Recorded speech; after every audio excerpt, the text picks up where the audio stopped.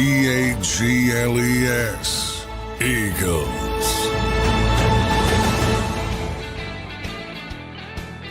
Welcome in, everybody, to a Breaking News Wednesday edition here on Birds 365 as we are here in the middle of the week. Got a great show planned for everybody this morning. And breaking news is breaking in the NFC East. The Dallas Cowboys make a move this morning that we wake up to. Johnny Mac, how you doing on this Wednesday morning, brother? Yeah, how about them Cowboys? Right. Let's get the people excited, waking up. George Pickens is a Cowboy. What do you think of that? You know, what's your first thoughts on that, George Pickens? He's obviously a good receiver. He's been in Pittsburgh. I think he's not quite done his rookie deal. I think he's 3 years into the league. 1 year. He's got. So his best season was in 2023, where he had 63 catches for 1,140 yards. Led the NFL with 18.1 yards per reception, which is a big number. But your thoughts on George Pickens landing in Dallas, Johnny Mac? Yeah, didn't like him in Pittsburgh as the number one receiver. I don't think he's a number one. Love him in Dallas as a number two receiver, where he gets to play off of CD Lamb, and vice versa. You can't pay all that attention to CD Lamb any longer because you do have to respect George Pickens. Tremendous talent. I just don't think he's a well-rounded receiver, but he's a big play receiver, as you mentioned, by those yards per catch. He can beat anybody deep. Great downfield threat, and I think a good fit, smart move for the Cowboys who need that complement to CD Lamb. Everybody knew where football was going last year on Dallas because they didn't have those complementary receivers, and now they do. So I think they got better. I don't think there's any question about that. Yeah, 100% got better. George Pickens comes over. Obviously, Pittsburgh acquired DK Metcalf this offseason. So they've changed direction on George Pickens and went the DK Metcalf route. It is interesting, John. I know the player does come with a little bit of headaches. He's one of those, loud players and stuff like that. I don't know if that has anything. Another loud receiver. We were talking about it yesterday. Yeah, they all want the football. Yeah. They all do. Pickens is a different beast, though. Whenever I think of George Pickens, I still to this day think of the video on draft night. I'm not sure if you remember that video of him standing at the TV with his arms back and he's staring at the TV. I just think that is the funniest video. But George Pickens in Dallas, so it is an interesting combination with him and CD Lamb. CD, who lines up in the slot a lot. But look, another good weapon for Dak Prescott, no doubt about it. I think you hit the nail on the head where you certainly can't just focus on CD anymore like you could in Dallas in the past. Yeah, and big down the field threat, 6'3", over 6'3", just big body, 50-50 ball. You can run those go routes. You can beat people. You can run past people. What he doesn't do well is the short and intermediate stuff, and that's what CD does. CD does everything well, but I think it's a nice compliment, nice fit. And it's going to be tough to deal with, and the pressure's off, that Pittsburgh offense. And part of it was they're relying on George Pickens to be a number one receiver. So I think the role plays a big part of it. Love him as a number two. Don't like him at all as a number one. And now he's in a situation where you can really, really take advantage of what he does well if you do it smartly. So, the Cowboys clearly got better with this trade. And we'll see. Obviously, they were going to be much improved as long as Dak Prescott is healthy, whether people like him or not. And obviously, most people in Philadelphia don't like him. He's a hell of a lot better than Cooper Rush. So, you can talk about the disappointments in the playoffs, but they were in the playoffs. And guess what? They're a threat to be in the playoffs again. And all of a sudden, the NFC East is a lot more difficult. Yeah. With Washington on the rise, Dallas back on the rise, and New York Giants, I think, are still a ways away, but even they are making some decent decisions now. So it gets tougher when you're the Super Bowl champions. Everybody's gunning for you. Eagles know that. They've been through it before. Hopefully they handle it better this time around. But I was just yesterday I was writing, now that talent acquisition season, it isn't over, as the Cowboys just proved. Howie always says it. But the vast majority of it is done after the draft. And I looked at the defense, and man, you got to really talk yourself into some shit to think the Eagles are going to be 100%. even close to where they were defensively last year, 100%. which was the best in football. You got to really, really talk yourself into some stuff. And that's a little bit more difficult for me than most, I think. And I'm having a tough time talking myself into some stuff. Oh, I understand that completely. I mean, obviously fans are going to take the optimistic approach, but you are right. You are talking yourself into a lot of things. There's a lot of hope, John, on this defense. And now with the Cowboys getting better, obviously the Commanders have done what they've done coming off their season last year. The whole NFC East, John, is on the rise, and this is why we talk. When you have the opportunity to pounce, you got to pounce because it doesn't last forever. So the whole NFC East will be more competitive. Here is the terms of the deal for those interested. The Cowboys traded a 2026 third-round pick and a 2027 fifth to the Steelers in exchange for George Pickens and a 2027 sixth. So a next year third, and then you have a pick swap in 2027 with a fifth and a sixth rounder. So not crazy compensation, I don't think, for Dallas. Now, obviously, they're probably going to have to give him a contract. Maybe knowing Jerry, he won't do it right now. But yeah, that's the reason, obviously, that I think everybody's always blown away by compensation, with proven players to a certain degree. And that's tied to the contract. And even though he's under a cost-effective deal right now, he's going to want an extension. And as you point out with the Cowboys, they're going to wait, which is not necessarily the best thing to do, but that's what they do. Where do you think this wide receiver core now ranks in the NFC? I still got AJ Devontae out at number 1, but I think it's a clear NFC. I think it's a clear Cowboy number 2. Now, I'm a bigger CeeDee Lamb fan than most Eagles fans. I've had Eagles fans tell me they think Devontae Smith is better than CeeDee Lamb. I happen to think CeeDee Lamb is a top 5 receiver in the NFL. And on certain days, he's one of the best in the league. So I believe CeeDee Lamb is a very good player.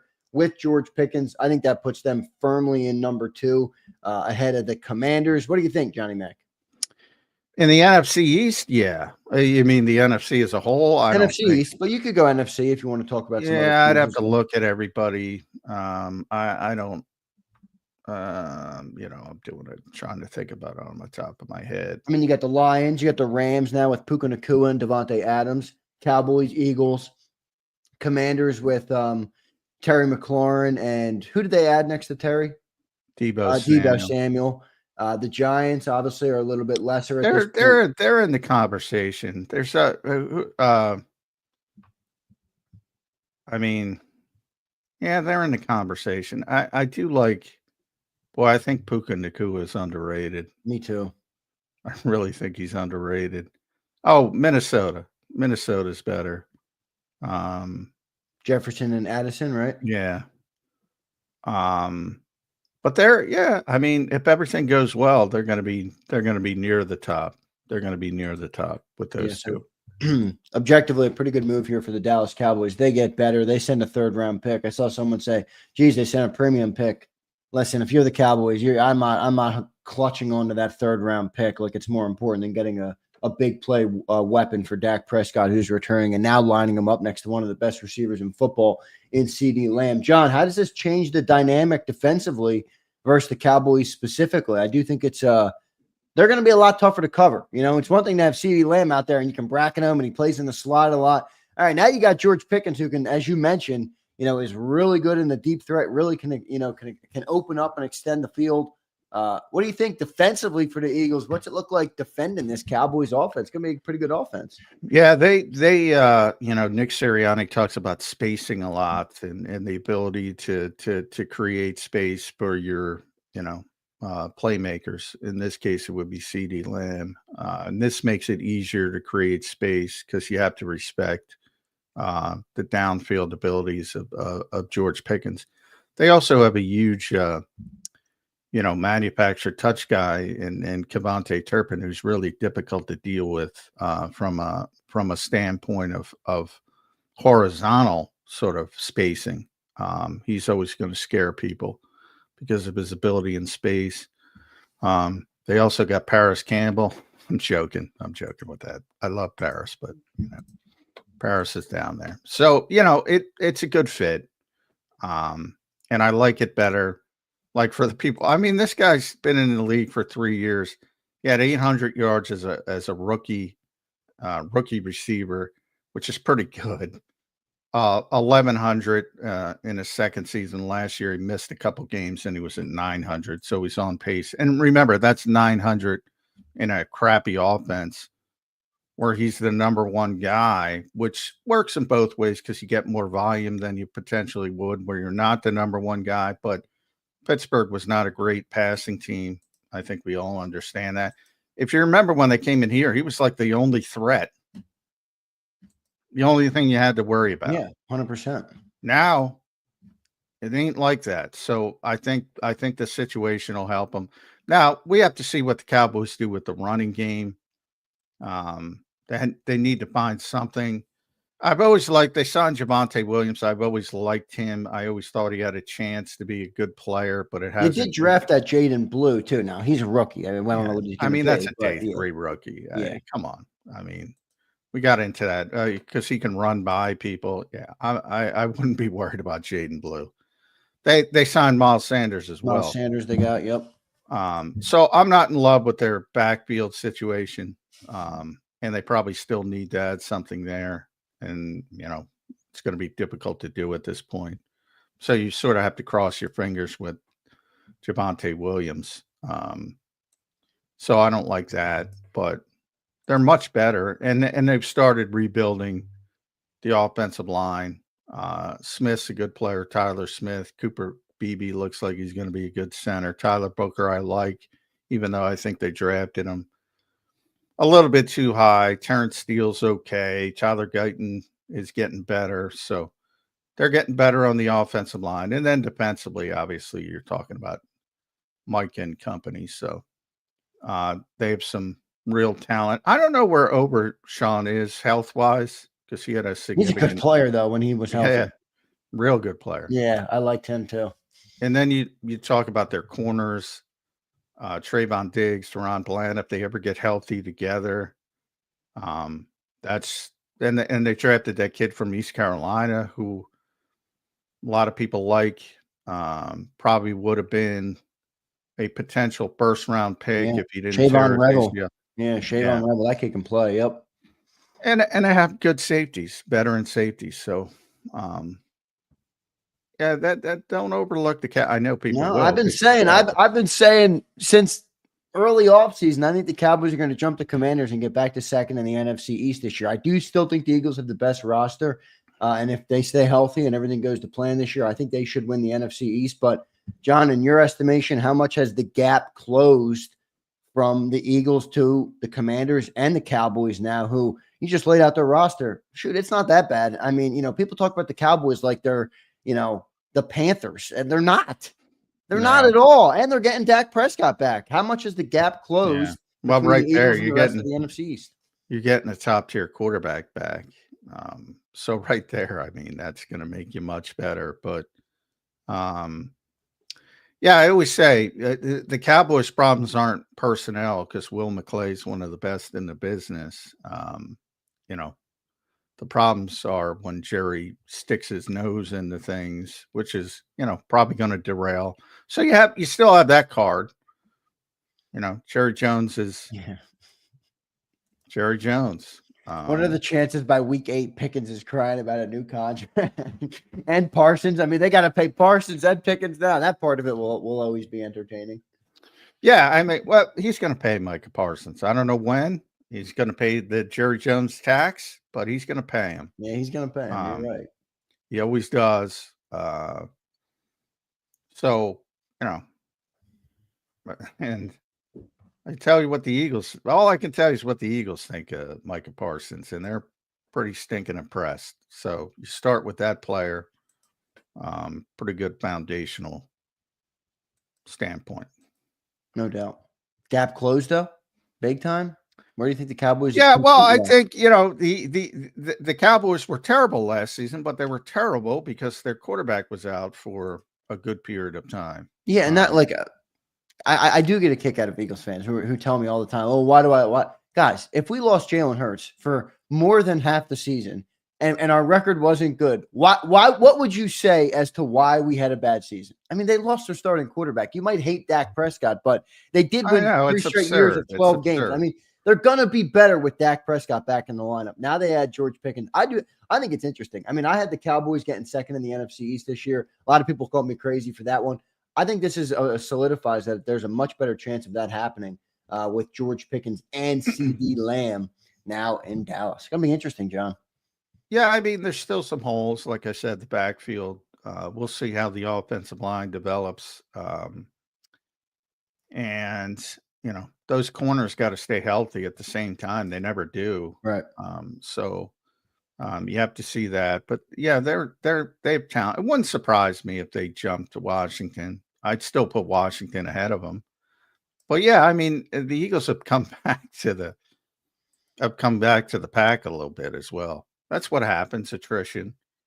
But like I said, I was doing the defense and going every spot they lost, upgrade or downgrade. Boy, you got to be really optimistic to come up with one upgrade, at least short term. Yeah. You talk about long term, Right. 2-3 years down the road. Like at some point, you got to move on from Darius Slay. Best, the old adage, better to give up on a player a year early than a year late. I don't have any problem with that thinking, but to assume that Kaylee Ringo or Dory Jackson are going to play like Darius Slay did last year in the short term, you got to be really optimistic to come up with that scenario. So even some of the smart decisions, if you consider CJ, I saw one story, and I'm not going to rip. Yeah, I saw Andrew Makuba will seamlessly replace CJ. I mean, are you fucking kidding me? What world did CJ Gardner-Johnson, who's one of the biggest playmakers in this league when he's healthy, and yeah, he's a pain in the ass, and that obviously factors into it. High maintenance guy in Makuba won't be high maintenance, and maybe he turns into that 3 years down the road. But remember, it took CJ till his 4th year. The assumption that these guys are going to just step in and perform at that level, boy, you're drinking some optimism tea there. It's lofty. There's no doubt about it. It's lofty. I will say this about George Pickens to the Cowboys. All right. I like it from a player perspective. I do think about the volatility there where you got a lot of divas in that locker room. George Pickens is obviously known for some of that attitude. I think that's part of what makes him a good receiver. AJ's not a diva. Oh, come on. I mean, are you kidding me? If we had George Pickens on this offense last year who wasn't getting the ball, are you kidding me? He'd have been slamming his helmet on the sideline every third play. A.J. Brown is not a diva compared to George Pickens. But I'm not disagreeing with you. I'm saying I know the diva people. I don't have any problem with a wide receiver who wants the football. I have a problem with a wide receiver who doesn't want the football. Yeah, right. Why? Do you stink? Well, I just wonder about the volatility. Is that eventually going to come to a head? You got new people, players that want contracts there. Going to be very interesting to see what happens with the NFC East this year. The Dallas Cowboys, all right, got a player. Now they've added Kenneth Murray, Kyer Elam, and George Pickens this offseason. So obviously plus their NFL draft, where I think they had a good draft. They got Ezeraku, they got Tyler Booker. And then, as John mentioned, they got Shavon Revel from East Carolina, another great corner. So they're doing good things. I mean, they've done good things. Let's see what they're Paris Campbell. There you go, Paris Campbell. Miles Sanders. They've done good things. So it's going to be a very interesting season in the NFC East. I see our main man, Mike Gill, in the green room. We're going to talk to Mike Gill in just a second here from 97.3 ESPN. You can give him a follow on X and on YouTube at Mike Gill Show. He joins us right now here on Birds 365. Mike, how you doing on this Wednesday morning? Some breaking news, brother. The Cowboys got better today. Yeah, and I actually was talking about this yesterday on my show because we were looking at the division odds. They're post plus 800 to win the NFC East. We all know the same team hasn't won the division in over 20 years. I think it's exactly 21, going on 21 years now. Dallas was 7-10 last year, and I think in large part they were decimated by injuries. Is that a team that everyone just laughs at because they're the Cowboys and the Eagles and the Cowboys thing? Are they secretly better than everybody locally gives them credit for? If that team is mildly healthy last year, are they 10-7 or 7-10? Now they're adding some pieces. They haven't done a great job in free agency. They didn't make a splashy move, but I definitely am intrigued. Now, putting Pickens into Dallas, that just screams some sort of off the field drama dripping with it coming to that team soon. But he's a player, and if they're healthy, how much different is that team last year that won only 7 games than the team? They lost their quarterback. I know people don't think Dak is this or that. He's pretty darn good. And when he played, better than Cooper Rush. They won 13 games the year before. And their defense went a stretch early in the season where they basically lost 4 or 5 starters on that defense. And somehow with Cooper Rush kind of got that season back on track. And they were embarrassing early with that defense, and they kind of got it all together. Matt Eberflus is the new defensive coordinator there. Obviously, the head coaching situation, very unproven. But I think that team is definitely interesting. And because of the audience we're talking to right now, they're not buying it. Yeah, sure. But I think you're right. I think, 7 wins probably turns into 10 with just a quarterback. So all of a sudden it's a different discussion.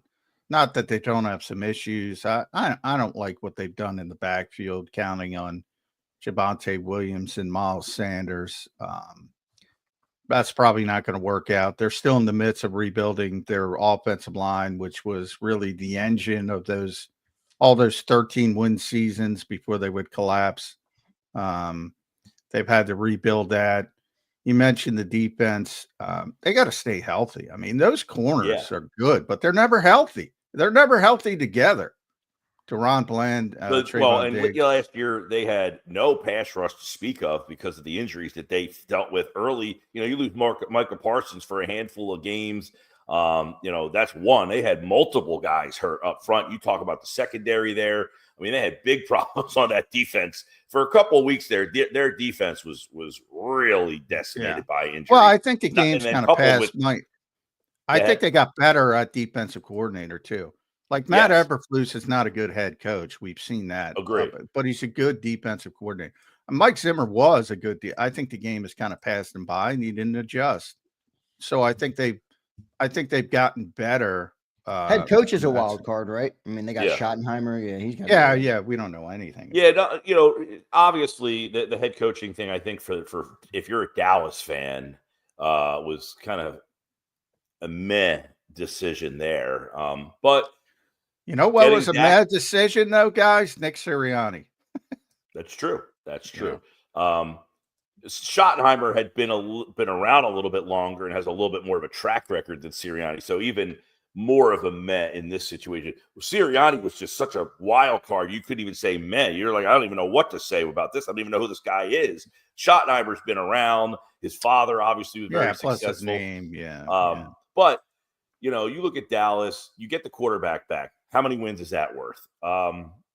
You add now Pickens. Their second receiver spot has been abysmal the last couple of seasons. So now you have CeeDee Lamb and George Pickens to deal with.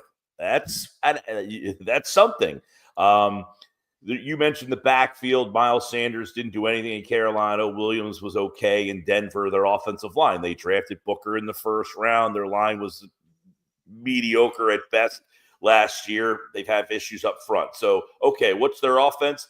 Possibly a big play type of offense in the pass game.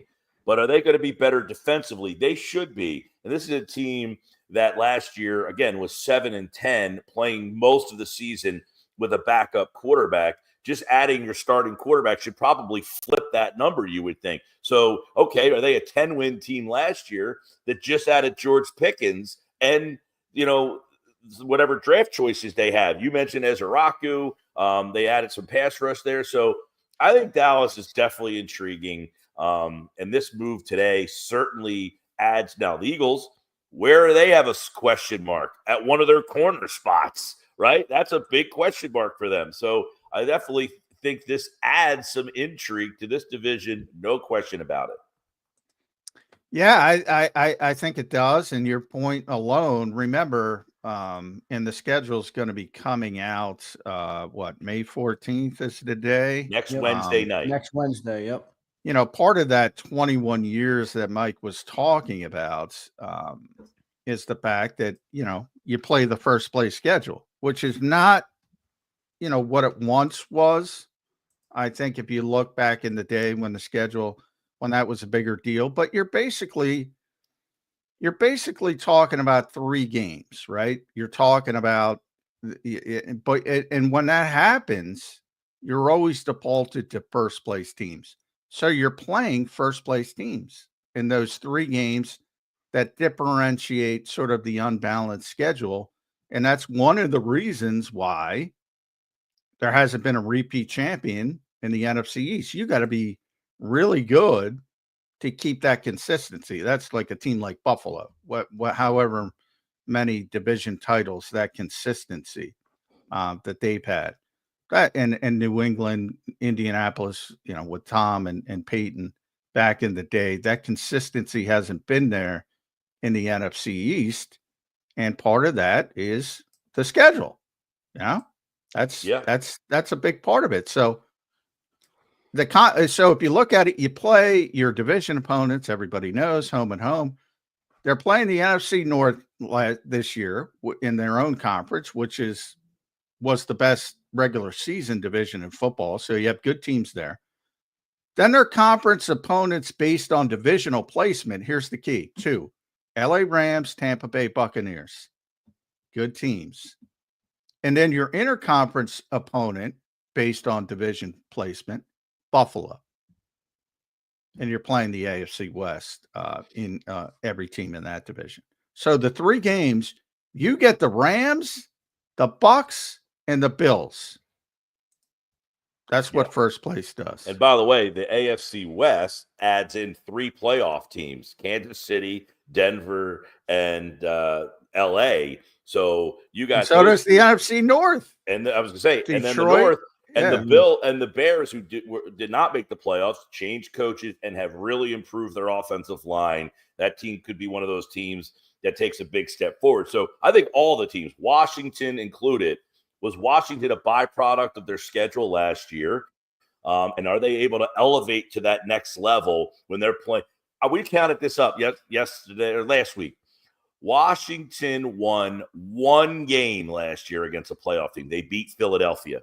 Not one win they had was against a team that made the playoffs last year. So would they win 12 games? And you had 1 playoff team against until they made the playoffs. Yes, but to get there on the road in Detroit. To your point, they did have an easier road. You have to now navigate 17 weeks of playing teams that are playoff quality. Last year, they won 11 games against non-playoff teams. So that's the big challenge is, okay, in the NFL, these teams come out of nowhere every year. Wow, I didn't see that coming. Well, okay, the schedule is not the same every year. So one year you're good, the next year you kind of drop back, unless you're a team that has the staying power. We'll find out if Washington has the staying power, because now each and every week their level of competition is going to go up. Mike, last week you showed up to this show. You were geared up to the nines, coming with ammo and gasoline to pour all over the show. And we had people talking about it for a couple of days. All right. Now the Cowboys add George Pickens. Where you got the Eagles in this NFC? You're not going to tell me they're not the top dog, are you, in this NFC? How much has the gap closed with the Eagles, the Commanders, and now the Cowboys? Well, I think the gap is closed. No question about it. You've lost 5 key players on defense. You don't just walk onto the field missing 5 guys that you had help you win a Super Bowl last year and then deem we're as good, if not better. That all needs to play out. If you're asking me in May, no, you're not nearly as good. I think Washington has certainly made improvements. They didn't lose a boatload of their depth chart. I mean, they just didn't. Dallas is, they're one of the problems with Dallas last year, I think, was the injuries for them. When you have injuries, it's going to decimate a season. And they had one of those years early on in the season they just could not recoup from with the defensive injuries. You'll lose your starting quarterback. I don't know what you expect from a team when you lose your starting quarterback. I know when people don't like Dak or don't think Dak is all that good. When you lose a player of that caliber and then the drop-off is Cooper Rush, that's going to basically ruin your season. So I think both those teams on May 6th, 7th here today, May 7th, have closed the gap. Have they passed? No. Closing the gap and passing are two different things. I heard John pontificating before I came on about someone saying Makuba will basically seamlessly jump in there. There's no evidence of him being as good or better than Chauncey Gardner-Johnson.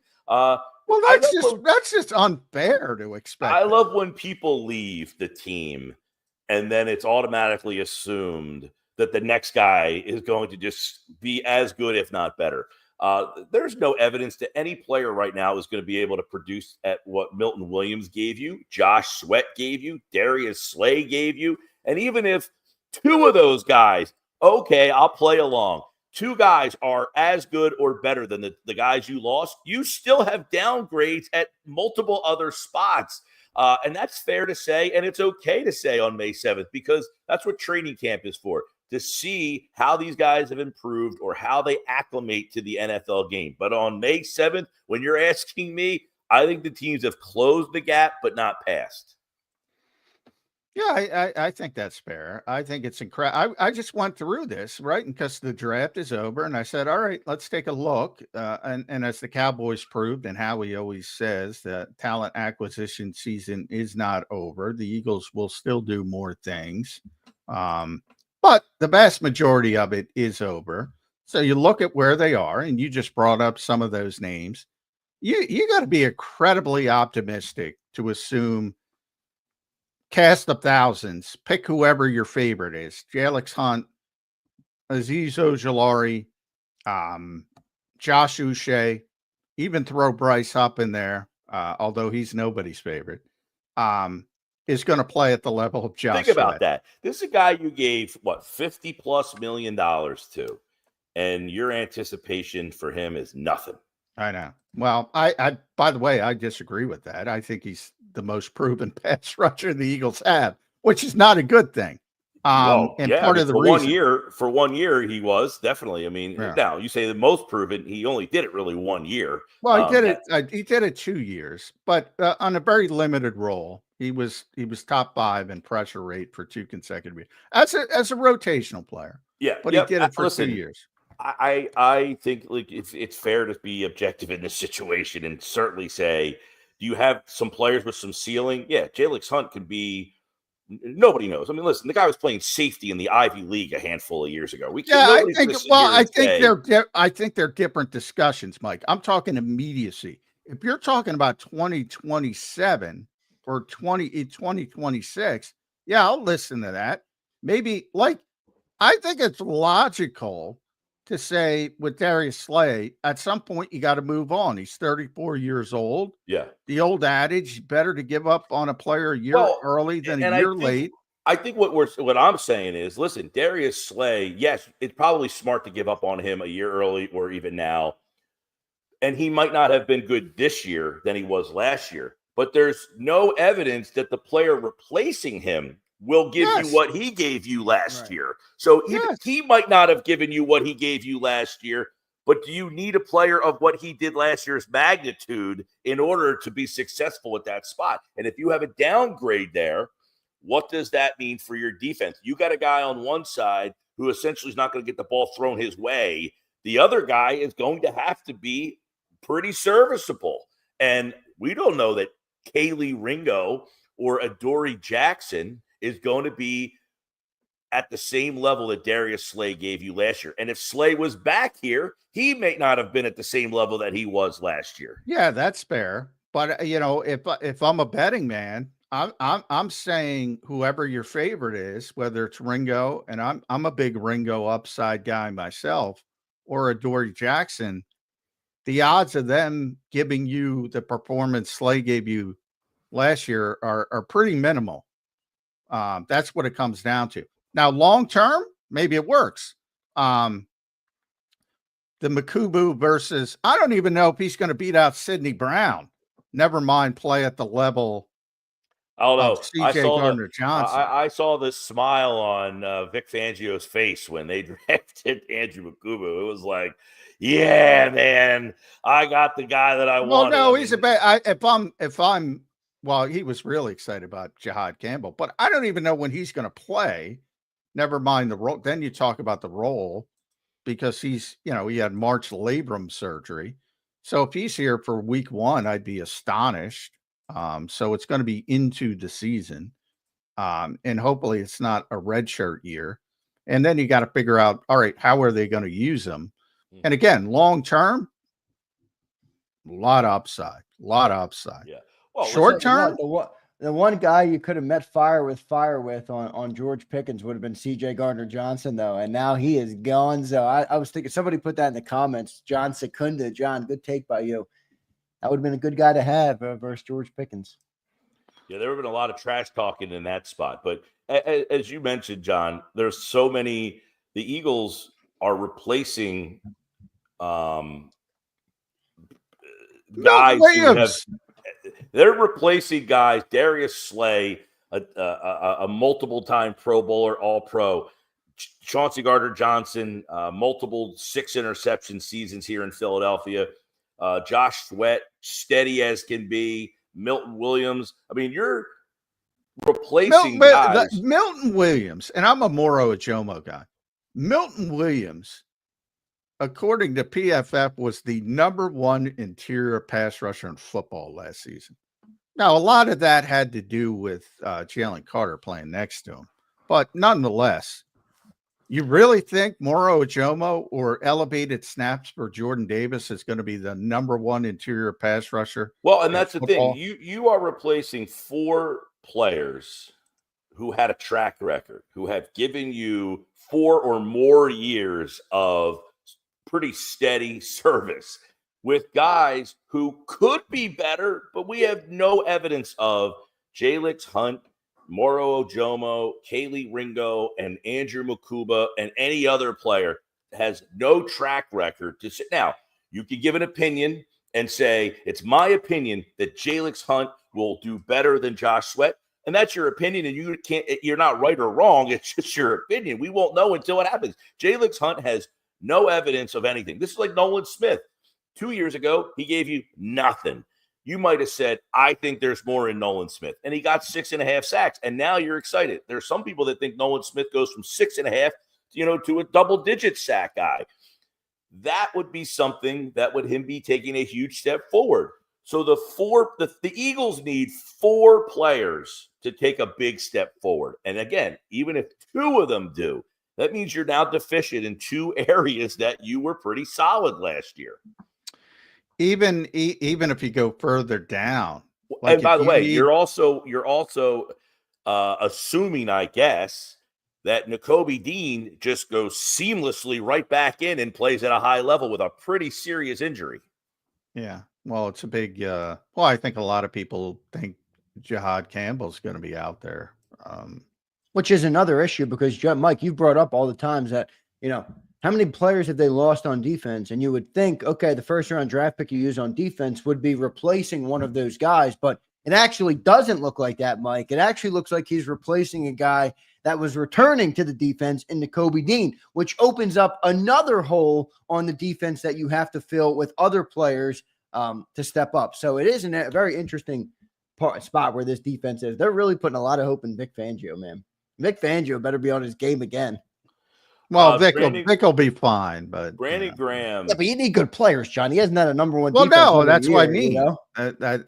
I wouldn't blame it on Vic, but yeah, they're asking too much of Vic if you expect the #1 defense.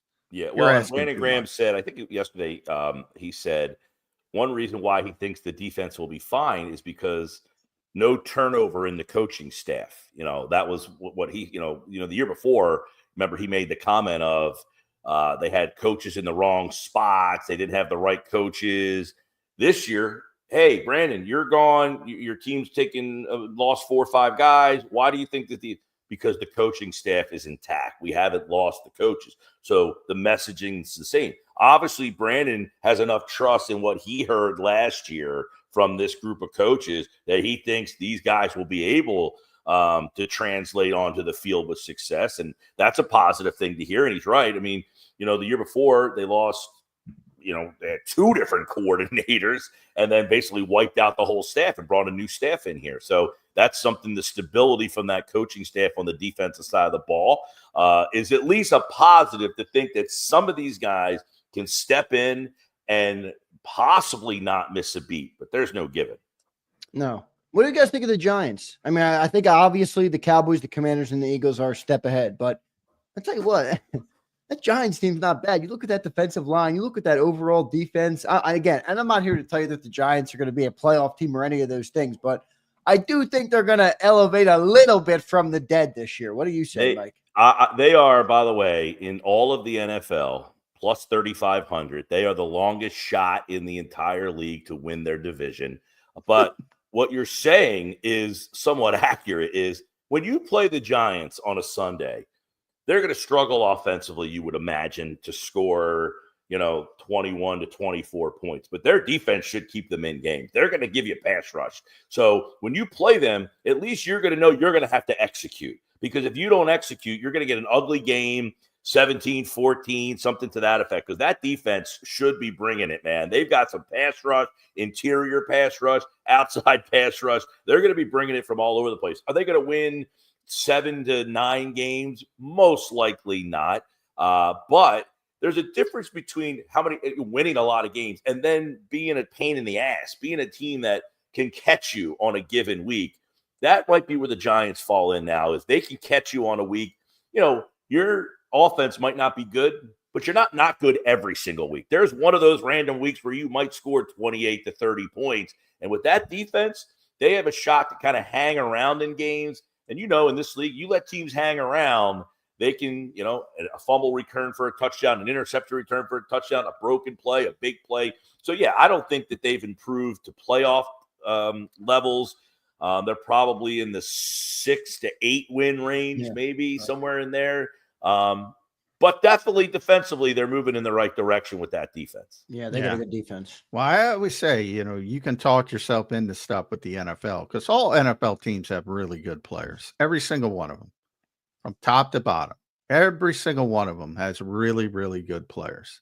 And with the Giants, it starts with their defensive front. And you add Abdul Carter to already. You have Brian Burns and Dexter Lawrence, and you had Darius Alexander as well, who I liked in the draft. They signed Paulson Adebo. I think he's a good corner if he stays healthy.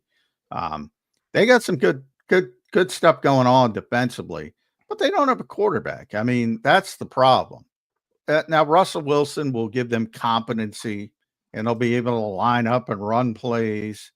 But at this stage of his career, I think everybody's seen enough. And they're all and their front office is a mess and has been a mess for years. And that's difficult to overcome. So I don't take the Giants seriously, but to Mike's point, anybody in the NFL, they all have good players. So if you sit there and go, boy, how are you going to block Burns and Lawrence? Yeah, right. Carter Well, and now Alexander? they have, listen, Russell Wilson isn't the same player, no question about it, but he's at least a No, professional. but he's better than, Right. Yeah, He's a you can line up professional. and run plays. Yeah. Yes. and a Last year, professional. you're not running a professional. Tommy DeVito is not a professional. I mean, he's just not a capable week-to-week starter. Last year, you're running guys like him out, or 2 years ago, he's playing for you almost every week. I mean, last year, you just don't have a capable quarterback. And now you have a guy, yes, he's limited from what the player that he was in his heyday, but at least he's a professional. He took a team to the playoffs last year. I mean, could the Giants be similar to the Steelers last year, where they win like 9, 10 grimy games? Russell Wilson didn't have a great year last year, but if you look at it, I mean, he protects the ball. He just kind of like nickels and dimes his way down the field. You get the ball into Neighbors' hands. He's the stud if he can keep his head on straight, man. Neighbors is a handful. He is a stud. And yeah. Neighbors, I should have mentioned Neighbors is going to be a great player if they ever figure out quarterback. Now, the problem is, what's going to happen, Mike. They took a quarterback in the first round. They're going to be a bad team, and they're going to say at some point, whether it's week 4 or week 8, that they got to get the rookie on the field because they're not going anywhere. Jackson Dart's going to go out there, and it's going to be a shit show, at least early on.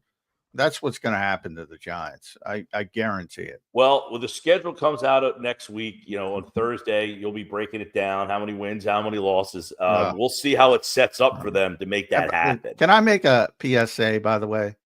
Because I already get it. Please, people, don't send me schedule leaks from random people. Please, I beg of you. PSA. Hey, February 10th. I beg of you. February 10th, I predicted it will be Eagles-Bears. I like a lot of people are going Eagles. Well, Bears. and I said, apparently, Adam Schefter said yesterday that he's hearing it's the Bears-Eagles. I said on February 10th that the Bears will be the team that the league is going to try to prop up with Caleb Williams and Ben Johnson now. That's the team that I think that the league is. They're the Lions from a couple of years ago, where the Lions got that Thursday night game. And I think the Bears are going to be that team this year. I think that Bears team, much like the Cowboys, that I say like the Cowboys, they last year were just a disaster on the offensive line. They targeted that and fixed it. The Cowboys did not target. Well, they did in the draft, but that Bears team definitely last year what the Bears did was they went out and got weapons for Williams. Now they've got offensive line help for Williams. So we'll see if that takes them to another I think level. the Eagles, I'll say right now, I think the Eagles are 1-0. That's a nice matchup for the Eagles on week 1. 1-0. There you go. Get the Bears, I think I do think the Bears are a pretty solid team, but I agree with you, John. Mike, I want to ask you. Their defense was pretty solid last year. They just couldn't block, and Williams was all over the place. He was so erratic. But they had some weapons. Now, I mean, the weapons they had were a little. They brought in Keenan Allen. He he's not the same. He's not there anymore. But last year they had Keenan Allen. They drafted the receiver from LSU, whose name's escaping me right now. They had Swift in there. So obviously they went out. Rome Odunze. Yes, there you go. Player, DJ Moore's a great local kid, the Philly and kid. the tight end Kmet's a good player. So they went out. Loveland. They got Loveland. They drafted Loveland. They got Loveland. Exactly. That was a surprise. They drafted him 10th. But they went out and got skill players last year, thinking that Caleb Williams would have all these skill players and he would overcome the offensive line. You cannot come the offensive line deficiencies in this league. Well, the Mike, problem is no. with the Bears, sorry to interrupt, but the problem with the Bears is, yes, they did address the offensive line, but, they didn't address it enough. So they might go from disaster to mediocre.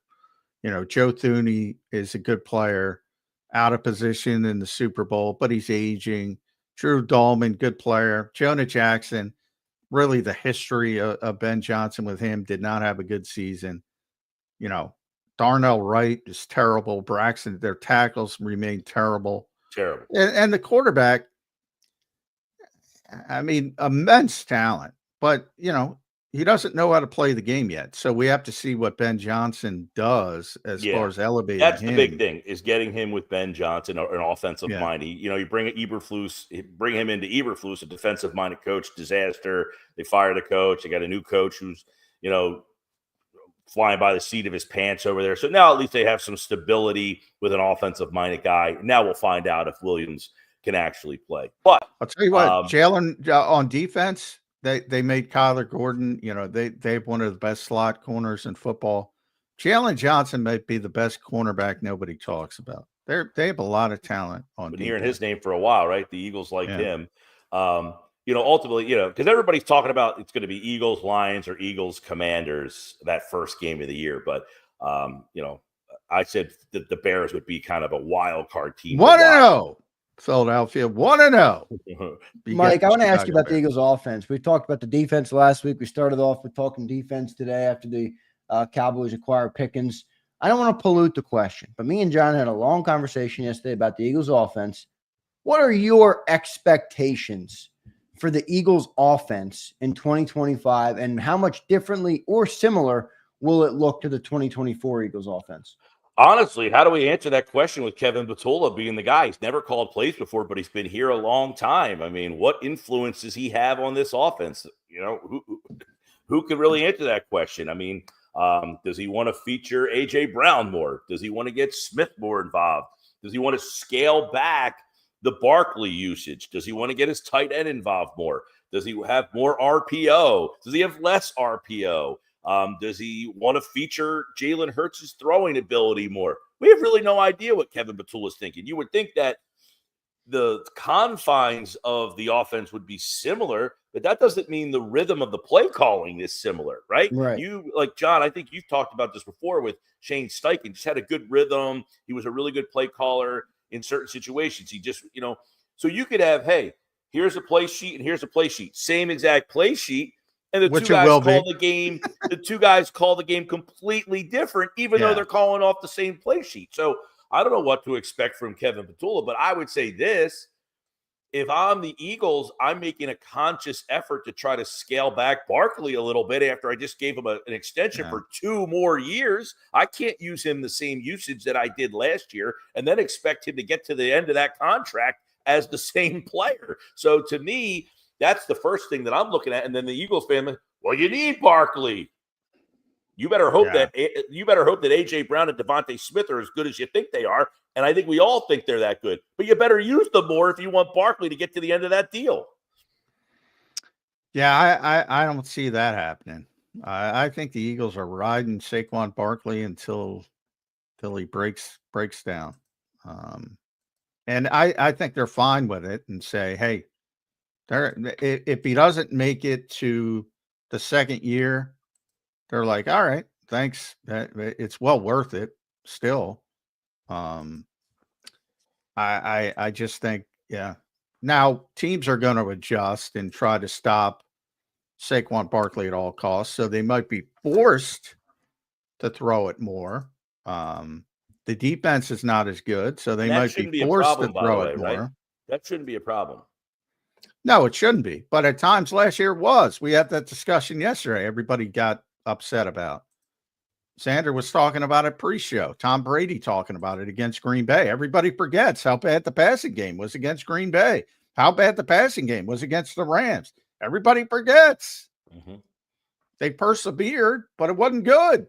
There's no reason it shouldn't be good. Still the best line of the year is Jalen Hurts. Is that what you all wanted to see?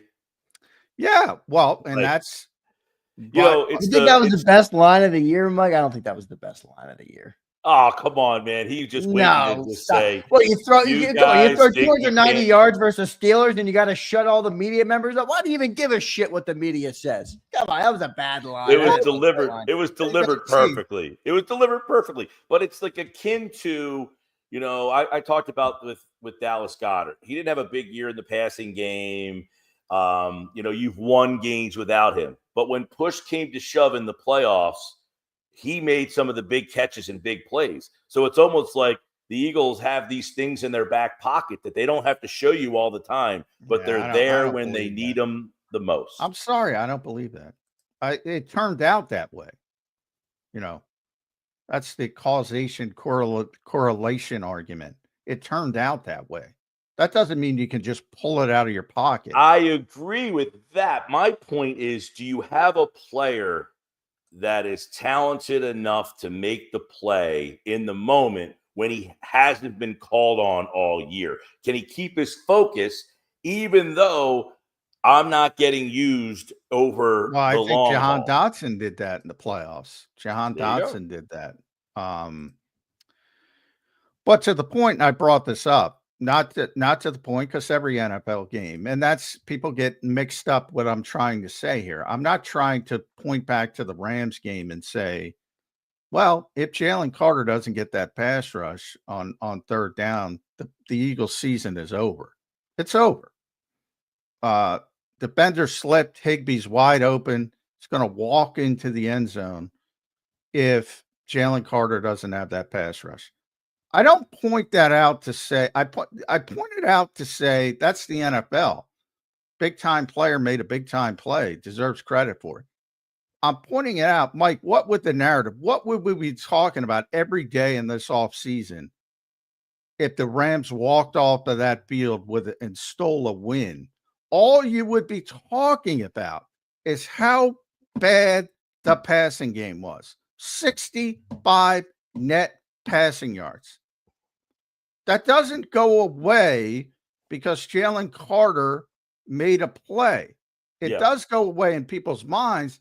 I guarantee it doesn't go away to the Philadelphia Eagles, because they will be spending this entire offseason trying to improve the passing game. Well, it's like everything in sports. I mean, when the Golden State Warriors nail 45% of their threes, they win. They don't take a lot of twos. They're not a good. And when the Celtics take 65 threes and miss them all, they lose. Yeah, they shot 60 threes. They missed 45, and the Knicks hit 45% of their threes. And I said, as a Celtics fan, am I worried? I'm not a Celtics fan. I'm just saying, if I was a Celtics fan, am I worried? No. Am I missing 45 threes again? The point is, they're not a team that is good at or takes a lot of twos. What they're good at is shooting a lot of threes. What the Eagles were good at is running the ball, getting big chunks of yards in the pass game when necessary. Not a lot of yards in the pass game, just big chunks of yards when necessary. So these teams, the Celtics shot 60. I get my pushback there would be it wasn't necessary against the Rams. Yeah, it in was the end, necessary. no, but in a different, if they don't get the sack, yes. I mean, I think one of the more perplexing things about this offense is you have all this money invested into your wide receivers, and they're certainly not maximizing the two talents that they have at that position. That might be a bigger question for Howie Roseman than it is for Kevin Petula. I mean, if you're Kevin Petula, you're looking, look at the best running back in football that just set a historic pace and the number one offensive line in football. I'm not changing a damn thing. Yeah. Howie can worry about the $60 million going to the receiver. It's Howie put together the best roster in the NFL last season. He did his job. Yeah, he did. And the coaching staff utilized them to win games. They did their job. But yeah, they're two different jobs in a lot of circumstances. Now, the off the field stuff comes into it like long term. If you have 3 consecutive seasons of A.J. Brown, Devontae Smith not getting the football, maybe it starts to, on a more consistent basis, maybe it starts to bubble up. I just wonder if you're Jeffrey and Howie and you made the investment in those guys, and then the big picture is, hey, we're paying these guys. Why are they not a bigger part of it? I hope that that's not the way they're looking or approaching this. But you do have to wonder, you're saying, hey, do we need this investment in these 2 players? I mean, is that necessary for what we're doing here? I think it's all encompassing that, they draw so much attention. How much does it cost for attention? You know what I mean? Like, we're paying you extra money because that's where all the bullshit A.J. Brown trade rumors came out of, because nobody looks at the contract. So they're not looking at the contract and realize, hey, you can't trade this guy. But B, they just look at the situation and say, well, why do you need an all-pro receiver if you don't throw the football? That's what they're saying. Right. The same type of thing. And people in New England were trying to make that a self-fulfilling prophecy. Again, not looking at the contract. But when the contract eases up, maybe it does become a prophecy.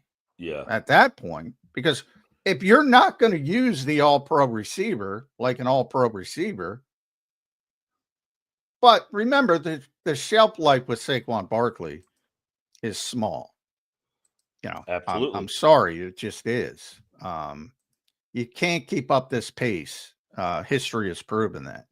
And even if even like Adrian Peterson, who played well into his 30s, wasn't the same player in his mid-30s as he was at his height. So, you might have Saquon Barkley, but it's not the guy that helped you win a Super Bowl level of Saquon Barkley. So, you're going to have to go back to what Xander's question was. You're going to have to evolve, I think, this offense into start relying on more of your weapons that you've invested in. So, hey, I've invested, and investment is long-term. Investment isn't I'm making my money now.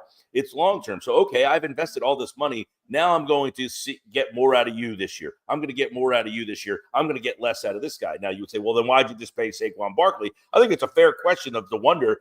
I think it's admirable that the organization rewarded him for the season that he had, but you could make an argument that it was unnecessary as a business decision. Yeah. Yeah, I don't disagree. Yeah. Yeah. I thought you said my final question. What'd you say? I thought John said he disagreed. Well, the business decision, but to me, it's separate things. From a football perspective, it's different. And that, that's what I'm unfortunately, saying. Yeah. but yeah, I'm a realist too. I mean, business part of it comes. I talk about it all the time. It comes into it.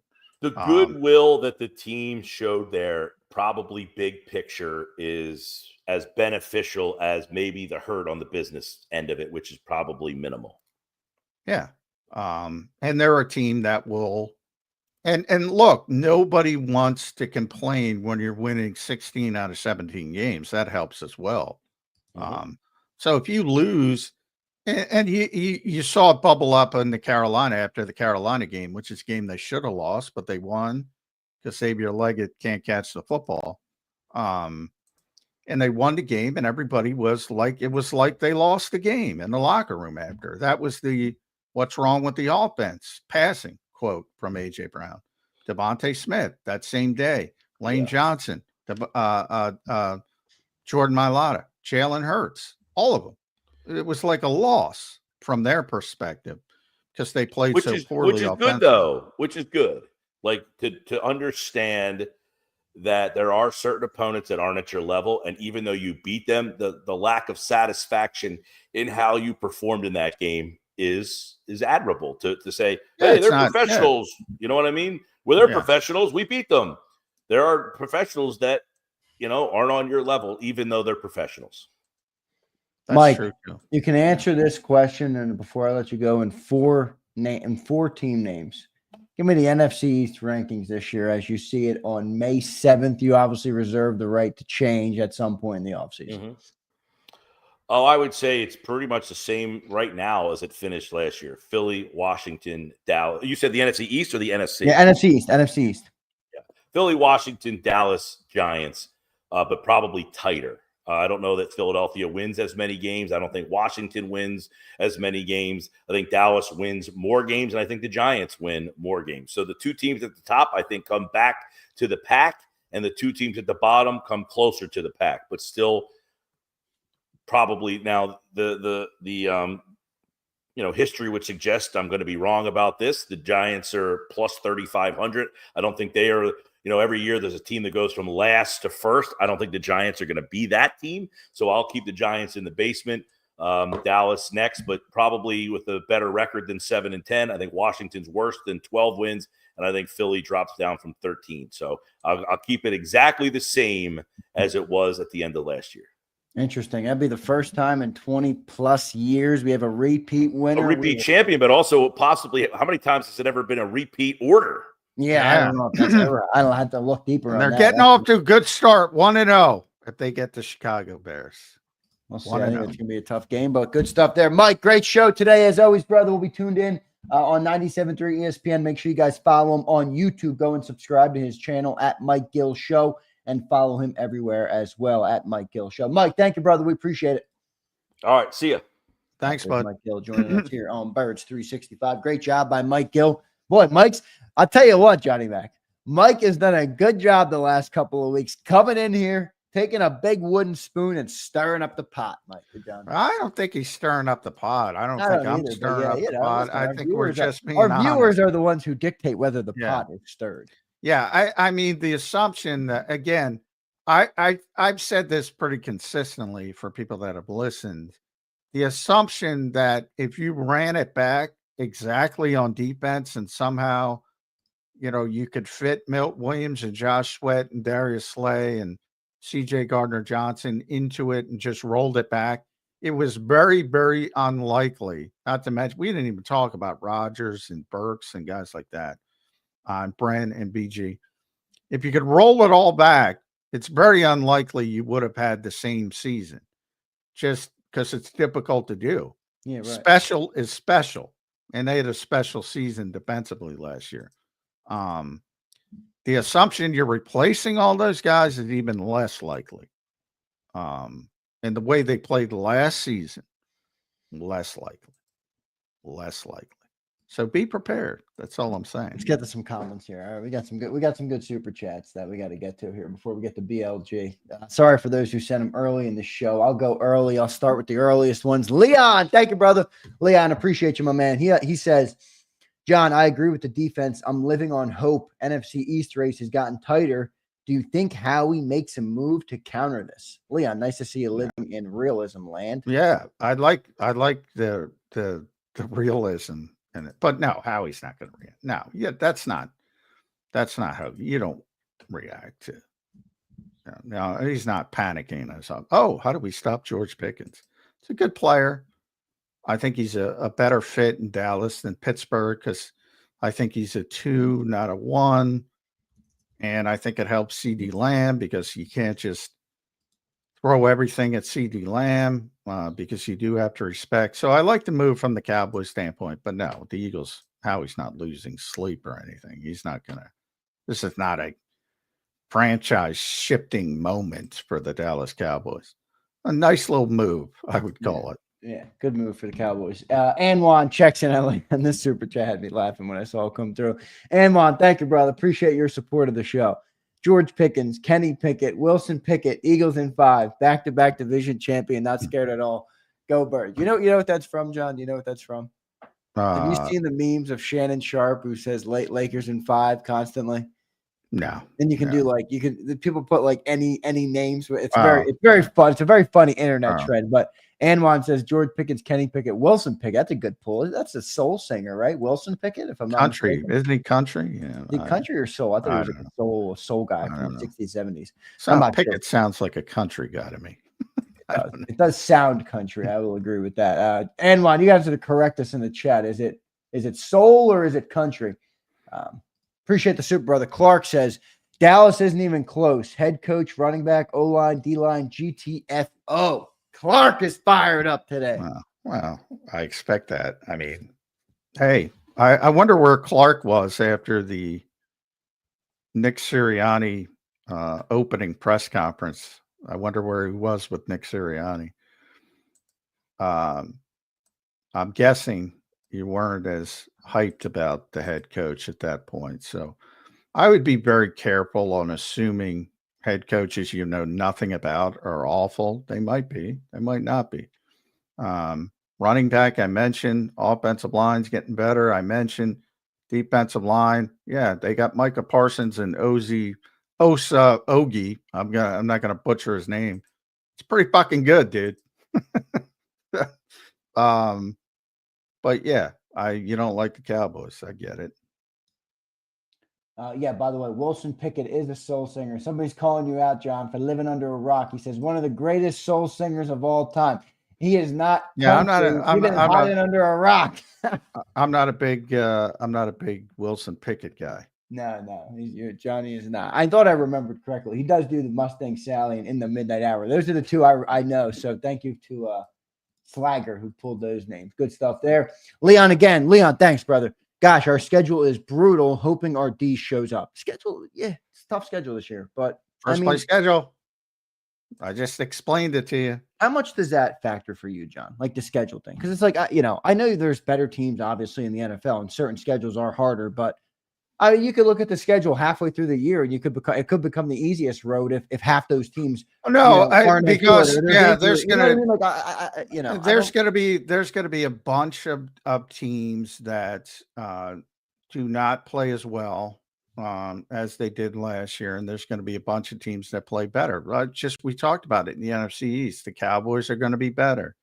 The Commanders are going to be probably a little bit worse. The Giants are going to be a little bit better. The Bears, you're playing the NFC North. The Bears are going to be a little bit better. The Packers, who knows? The Lions probably a little bit worse. The Vikings probably worse. The Rams are probably getting better. The Bucks, these are the conference opponents. The Bucks, they're probably solid, just like they are every year. Broncos are getting better. The AFC West. Raiders are getting better.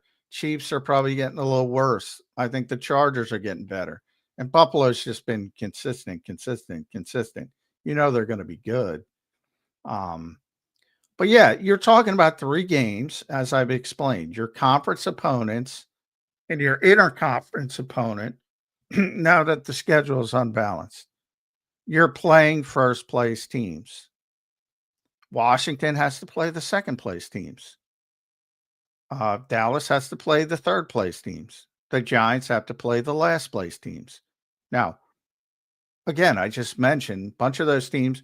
Chicago, last place team, getting better. The Giants get to play them. Both teams, we'll see. Whatever. They're not a conference opponent though. But if you look at the last place teams in the NFC West or the NFC South, that's the difference. And it is a difference. Is it, if you're good, like Buffalo, I don't know how many division titles Buffalo has won in a row, but it's like 7 or something like that.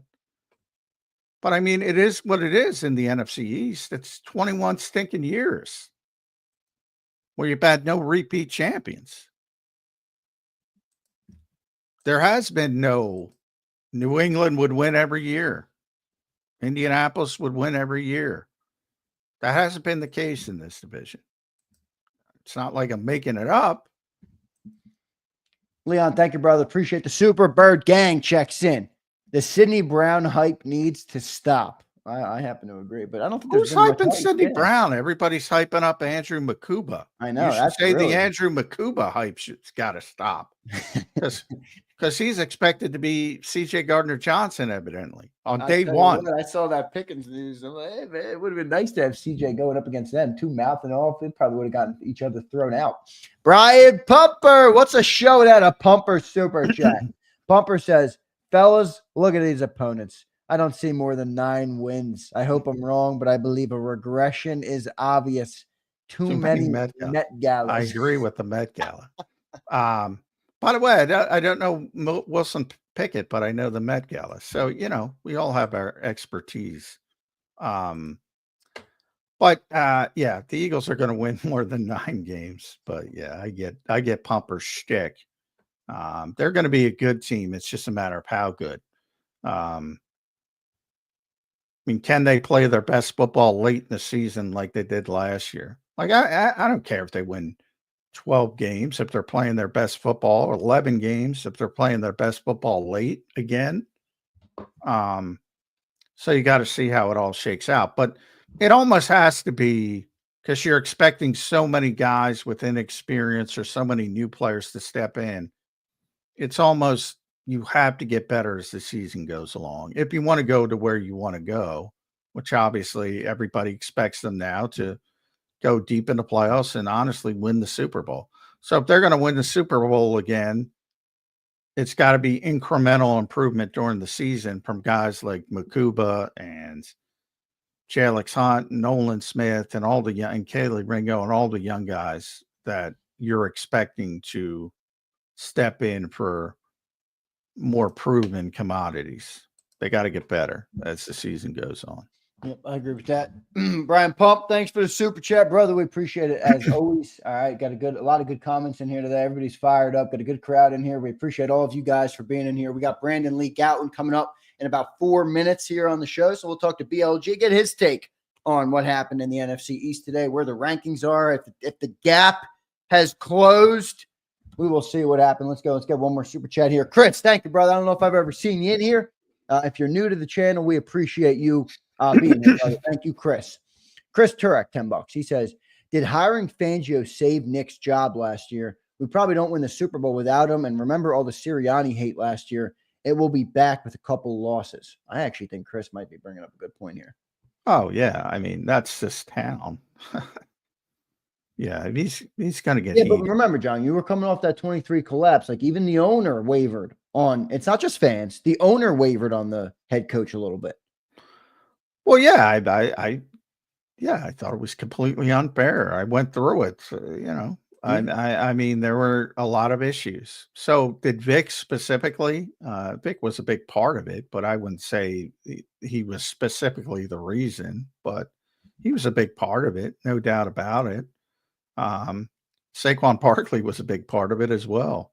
I always say it's very rare when you have reputations like Vic Fangio in his job and Saquon Barkley in his job, it rarely lives up to those expectations. Rarely.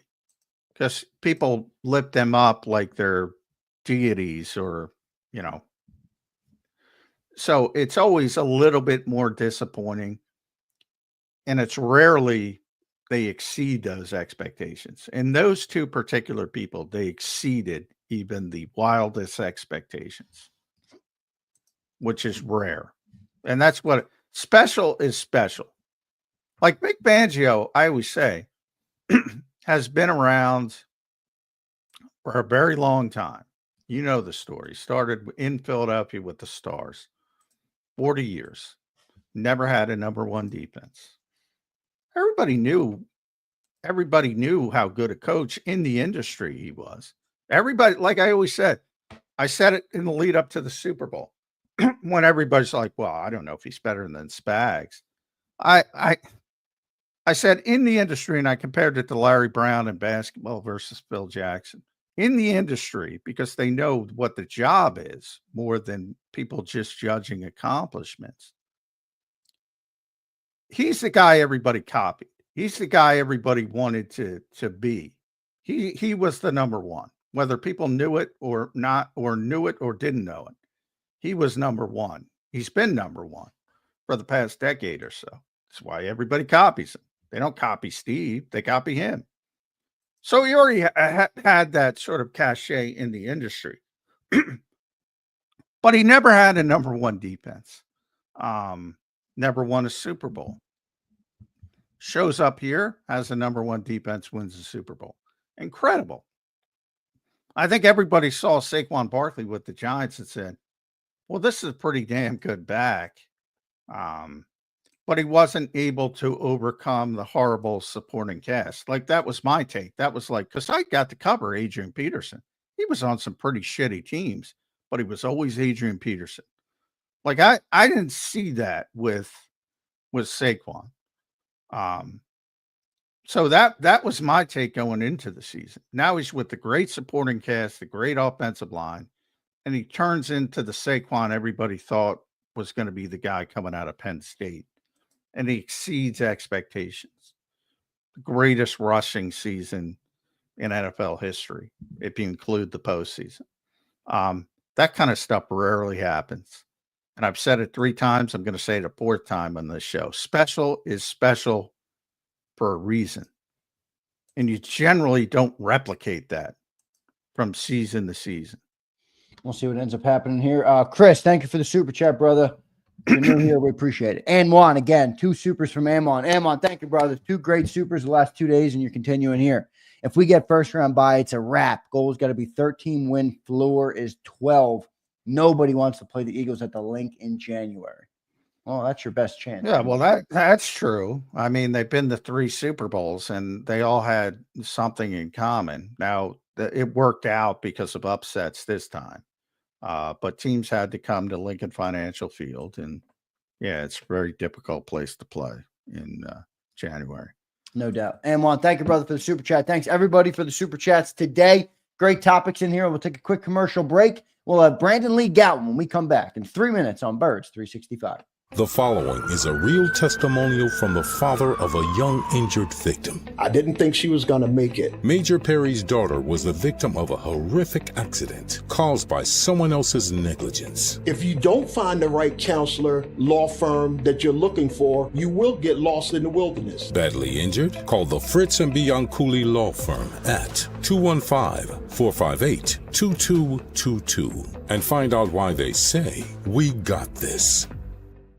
Your financial future is on the line. Are you ready for what's next? At Leone & Company Wealth Management, we help young professionals, business owners, and pre-retirees navigate the complexities of building and protecting wealth. For young professionals, we'll help you grow your wealth, plan for your future, and make the most of your hard-earned dollars. For business owners, we provide strategies to protect your company, manage risks, and create a lasting legacy for both your business and personal wealth. For pre-retirees, we'll design a plan to secure your retirement, ensuring you can live comfortably and confidently in your next chapter.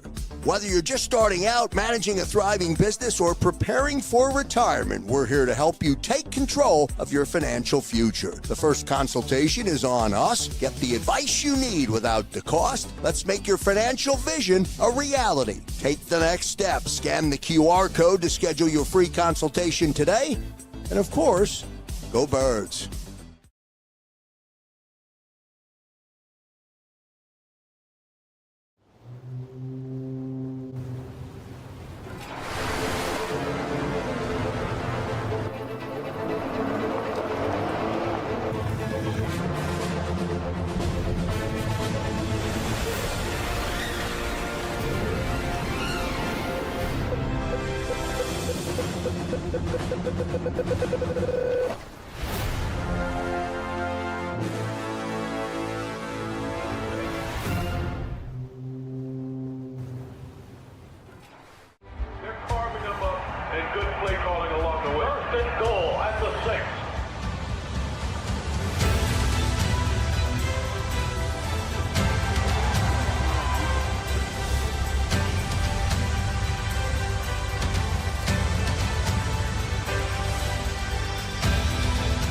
Field of life, First Trust Bank is there for you.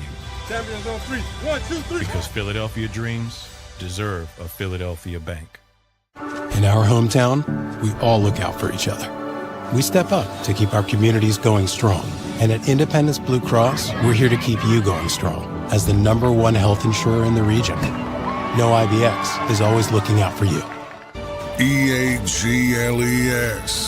Eagles.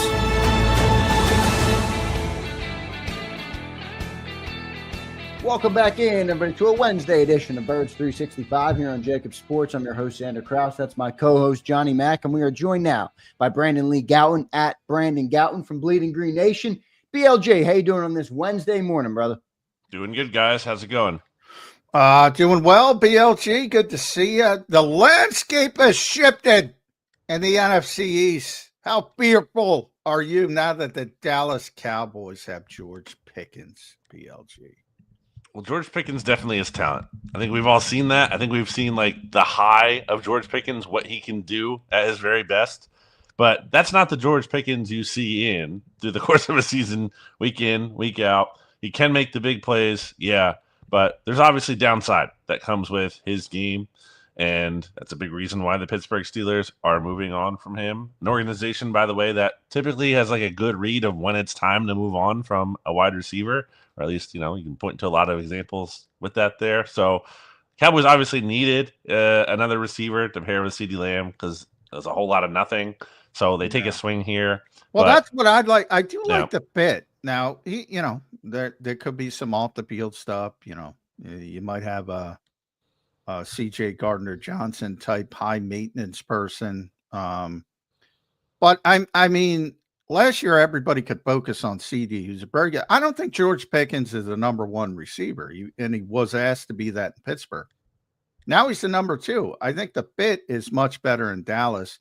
You can't just pay attention to CD Lamb. You have to respect him. So from that standpoint, I do see the thought process probably from Will McClay because it makes sense versus Jerry Jones. I think he's out there getting Jonathan Mingo and Brandon Cooks back in the day, but I do like the fit. I think he's a good #2 receiver, big time down the field threat. And I think that opens up the spacing. Nick Sirianni always talks about the spacing for CD Lamb. So I do like it on paper from that standpoint. Agree or disagree? I think that, I do agree that like there's upside to it and it could work out well for them again. But like a hard part to ignore for me in this dynamic is the contract aspect and about how like George Pickens doesn't seem, from what I can tell from afar, everything I know about him and have seen, like that's a guy that's like super like put his head down and go to work and not worry about the contract situation at all, which he's going to be a free agent after this year. And typically, you know, when you make a trade for a player like this, if you really believe in him, like the Eagles certainly did with A.J. Brown, you want to sign him then because then the player kind of gains leverage here, especially if George Pickens has this awesome year and will be a free agent after this season. And oh, by the way, the complication that it's the same agent that represents Micah Parsons is kind of like an interesting wrinkle in all of this as well. So I think the trade for this year can work out, but the long-term idea here, I'm not so sure.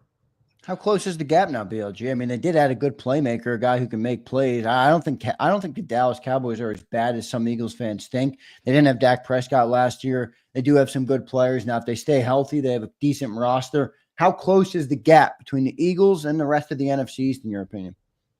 Yeah, I mean, I don't think it's a big one when you consider just the history of this division. I mean, like, it's funny to me, and I said this about, the Eagles after they lost the Super Bowl too, a few years ago, where like this idea that they're just automatically going to be back. I mean, teams don't even repeat in this division ever since 2004.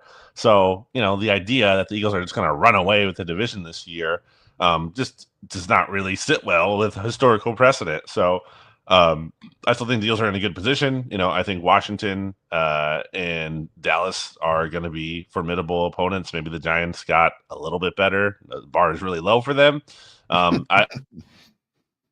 Yeah, you're right. I do think it's a tough division. It's gotten much tougher on, at least it looks on paper. Even if Washington comes back a little bit, I do think. I mean, look, whatever. Dallas won 7 games. If Dak is there for all set, they're at least probably winning 10 games. So I think that's the difference between him and Cooper Rush at the bare minimum. And from the Giants' perspective, they do have Russell Wilson, so at least they can line up this year and run competency versus the Tommy DeVitos of the world. We all know the limitations with Russell at this point, but I think the division as a whole is clearly getting better. And from the Eagles standpoint, boy, Jeremy Fowler came out with his post-draft notebook and said some wonderful things about Drew Makuba. Sorry. I don't know, man. I did it on Sports Illustrated BLG, and I'm thinking to myself, boy, there's a lot of projection going on here defensively. For me, it starts with Josh Sweat, of all, believe it or not, because I'm like, there is no freaking way. Insert name. Jalix Hunt, Azeez Ojulari, Josh Uche, even if you want to throw Bryce up in there, I don't care. Cast of thousands. They ain't playing the way Josh Sweat. Maybe long term, maybe 26 and 27, Jalix Hunt can come on and be the answer and be a really good player. Same thing with Kelly Ringo. Maybe it made perfect sense to me to move on from Darius Slay. Mm-hmm. Is Kelly Ringo going to give you what Darius Slay gave you last year? I'm not betting on that. Same thing with Makuba and CJ Gardner-Johnson. I mean, yeah, CJ's a pain in the ass, but 6 interceptions, Super Bowl, 6 interceptions, Super Bowl. That's a lot of freaking production. Even I'm a big Moro Jomo guy. Mm-hmm. PFS had Milton Williams as the best interior pass rusher in football. If Milton Williams comes back, he's probably not going to be the best interior pass rusher in football. To expect that out of a 7th round pick is crazy to me. Why? There's too much hope going on. I don't want to ruin people's hope, but I think it's crazy to expect this and put this kind of pressure on these young players. Yeah, I mean, Howie Roseman himself will tell you hope is not a strategy. So I do think where it isn't just hope, I guess, and maybe I'm doing too much of a PR job for him, is that like they've diversified their bets here. I think for the most part, they're not saying, okay, we're putting all our eggs in one basket. In the terms of the edge rusher, there's a lot of different kind of guys who could throw their hats in the ring in that mix. How amazing do you feel about any of those? Yeah, that's part of the question there. But I think that they are attacking it with multiple options. Maybe less so at safety. I think you can make that argument with Drew Makuba there, as they seem to be putting a lot of faith in him. Although, of course, maybe if they're not seeing what they really want to out of him, they add Justin Simmons at some point later in the offseason. And Howie will tell you that, obviously, as well. The offseason's not over yet. But, yeah, I do think, John, you're hitting on a big point here. I mean, even if the Eagles had magically brought everyone back that they could have from last year, the defense was just so good. And when you look at the year-to-year history of defense in the NFL, it's just so hard to sustain, even if you do have the core intact, that there's naturally going to be some kind of drop-off. It's just kind of comes back to, I think, you have to have some level of faith in Vic Fangio. Too much, though, BLJ? I mean, they took away a lot of players and gave him a lot of unproven assets, and it almost feels like they're relying on him to keep the defense afloat. Is it too much, in your opinion? Well, I think you have to make, this is a budget ultimately, with the salary cap and everything, and you kind of have to be short somewhere. And maybe, there's some value to be had when you can rely on your defensive coordinator to ultimately, make things better. And, for as much as they did lose this offseason, you add Jahad Campbell, assuming, we'll see where his health's at. There's reasons to believe that they may have gotten better in some areas, or at least there's new dynamics here. There's a big emphasis on player development here, as we've seen. And Eagles have had some success with that. The course of Nolan Smith last year alone is an example of that. And to rely on that every year is, I think, again, that's tough here. But I think there are some things where you can say, okay, this can kind of help offset all these absences and the natural regression we could see from this defense. Yeah, and I brought up, because it just came out, the Jeremy Fowler, as I mentioned, his notebook, and there were some really nice things. I see the hype growing around the 64th pick in the draft, and I say to myself, boy, this is getting to the point where I'm with you. I think we might get to training camp and Vic starts to assess and say, all right, and not quite what I thought, at least early on, and all of a sudden Justin Simmons showed. I would not be surprised by that at all.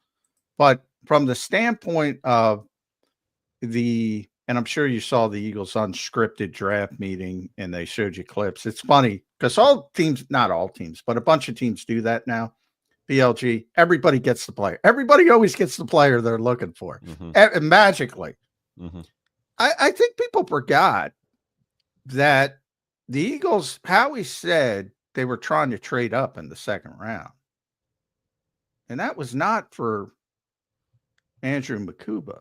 So I see this wild, almost PR blitz for this specific player, which tells me two things. They damn well want him to be a day one starter. And I think they're putting too much pressure on him. Is that, where are you with Andrew Makuba? Just, all right, let's let it roll. And if not, we'll bring in Justin Simmons, or we got to count on this guy. Yeah, I think it's kind of tough from a standpoint of like this guy profile. You can see things that are similar to Chauncey Gardner-Johnson, but to expect a 1-for-1 replacement from a rookie, like that's really tough. And then even just like physical profile wise, I mean, CJ has a bit more weight there than Drew Makuba does. So, I think that's kind of tough I'm not saying the Eagles put those expectations on him, and like they didn't outwardly say that this is our CJ replacement. It'll be the same thing. But just, looking at how those two players profile with their actions, they're saying, okay, this is a guy, who could fill that role. So I do think it's easy, in a tough spot here from maybe expectations could be too high. I think in the past, Sidney Brown, there's high expectations for him. Obviously, that's been taking some time and may not work out. One last point on the defense I want to get back to as a whole in terms of fighting that regression too, is that I think it's kind of crazy to like think back that it was Vic Fangio's first year last year. And, you have someone like Zach Bond who's adjusting to the position. So this cuts both ways in that teams can study the defense more too, and they'll have more answers than they probably did last year. Sometimes you can catch teams off guard in that first year of a new system. That way you can't later. But also you can also have like things tightened up a little bit more that you might not have had in year one. Yeah, it's going to be interesting to see what Vic's able to do this year. BLG, I want to go to the other side of the ball. Me and John have been talking about this week, and it's a controversial topic, but I won't pollute the question. What are your expectations for the Eagles offense coming into 2025 after the year they had last year? I think this is going to be the big, like, kind of consensus opinion here, but it's there's truth to it, I would think, in that Saquon Barkley, he was so awesome last year. He had the best running back season ever in NFL history, I would say. And I'm not going to doubt that he can be a good player, a pretty good player for the Eagles in 2025. But, I mean, when you look at the history of such big workloads, and by the way, I think there's only 8 or 9 players who ever had a bigger workload than Saquon Barkley did last year, including the playoffs. That's just, history typically does not favor those kind of players in terms of both injury and performance. So again, not trying to say Saquon won't be this big part of the offense, because he absolutely will. And if that worked so well for them last year, I'm not saying they should just totally go away from it, but one would think there's going to have to be more of a passing game element than there was last year for the course of the season. Obviously, when Jalen Hurts needed to step up in the biggest moments, he did that, and he did it in a big way. He deserves Super Bowl MVP. But over the course of the season, it was the running game carrying him at times, and I think there's going to be more times this year where the passing attack is going to kind of have to carry their weight a bit more than last year. Well, I certainly think we're going to spend the offseason talking about the Eagles at OTAs and training camp, trying to evolve the passing game, just like we did last season. But once they get to the regular season, and I give the coaching staff credit for this, and Mick says it a million times, and it gets old and tiresome, but he gives the old, if we got to throw it 40 times, we're going to throw it 40 times. If we got to run it 40 times, we're going to run it 40 times. I think they're going to ride this player until they can't ride him anymore. I think that's the case with Saquon Barkley. I think he proved himself. I think you're right. I think he had the best rushing season in NFL history. If I'm a betting man, I'm going to put the under 2,504. I'm going to go the under. He's not going to have that many yards, but I think he's the focal point of this offense. Jeffrey Lurie talked about, playing more fullback this year. I think they're just going to run again. Run until somebody proves they can stop it. And I don't know if I like that, but it's hard to argue with it at this point, BLG. Oh, absolutely. And I agree with make someone prove that they can stop Saquon Barkley before you totally go away from him. But I just think, again, between coming off that big workload, between he was so healthy last year for the most part, you're probably going to, I don't know if he's going to, be as available as he was. And hopefully, he does healthy. I'm not wishing injury upon him, but I just think the chances are, they're going to have to rely on the passing game. It might not be, the whole season that they're saying Jalen Hurts carry us the whole year, but there might be some more stretches within the season where he's going to have to do, I think, a little bit more with his arm than he did last year. BLJ, if the offense is similar to last year, let's just say they're run dominant, Saquon's the face of the offense again, and they're right around 3,000 passing yards. How do you think A.J. Brown will handle that on this team? Obviously, he's making a lot of money. Obviously, at times he has showed that he does care. He does want the ball. And to be honest, I think he's been pretty soft about it. I mean, he could be a lot worse is what I'm saying. He hasn't been overly vocal as much as he could. How do you think he will handle, and Devontae will handle, the offense running through Saquon Barkley again? As long as they're winning, that cures everything. Typically, if they're losing, that certainly will not be, I think, go over as easily. And typically, I think if you're feeding Saquon Barkley, you are going to win a lot, assuming, he's able to not fall off a cliff after such a big year last year. So, I mean, I think those guys have been pretty consistent with that. And I think they're kind of winning players and aren't just me guys. Although, there's kind of a fine line at the receiver position in general. You have to be like a me guy to some extent to be that great and to have some kind of ego. But I think, for the standard there, they're pretty not just like that and all about them. But I do think it's fair to say that I think they would like to see the passing game numbers take up a little bit more from where they were last year. I mean, just looking at A.J. Brown's numbers here, he had 97 targets in the regular season last year. And that was the second lowest of his career. He had 84 as a rookie back when he didn't even start every game. Right. The Oh, yeah, he did miss 4 games last year, right? 4 games. Absolutely. He did miss some time, but he didn't get the football. I think the Eagles got lucky for a number of reasons with A.J. Brown and, how he broke into the NFL with that Tennessee team and Derrick Henry. And, it was always run first there. He was kind of used to it. Whereas if you have a normal receiver, they're like, chomping at the bit. I need the football. I need the football. Not that AJ doesn't say that, because all good receivers want the football. But the fact that he was able to make second team all pro, you know, the effectiveness of when I don't worry about him. But I do worry about the long-term sustainability of that type of offense, because as you brought up, and this is because, you know, we rarely talk about losing Kenny Gainwell, but over the years, he turned into a pretty good backup running back. And now that's going to have to be A.J. Dillon or Will Shipley. We had a couple Will Shipley trolls yesterday. How are you comfortable? You just mentioned the workload, and it's unlikely, and history is what it is when guys touch it as much as Saquon did. So you're right about that. How comfortable are you if he has to miss a couple games because of a sprained ankle? Can the Eagles sustain with A.J. Dillon or Will Shipley?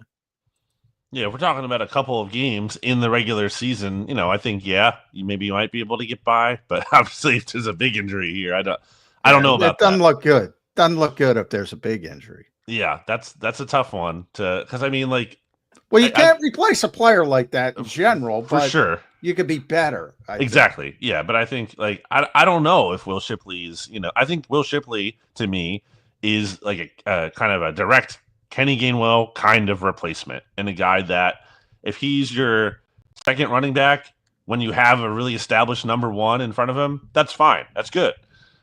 If he's your top running back, that's dicey. We saw that in 2023, I think, with Kenny Gainwell, and that was the Eagles' plan originally, and I don't think that was really the best plan, and it wasn't going well.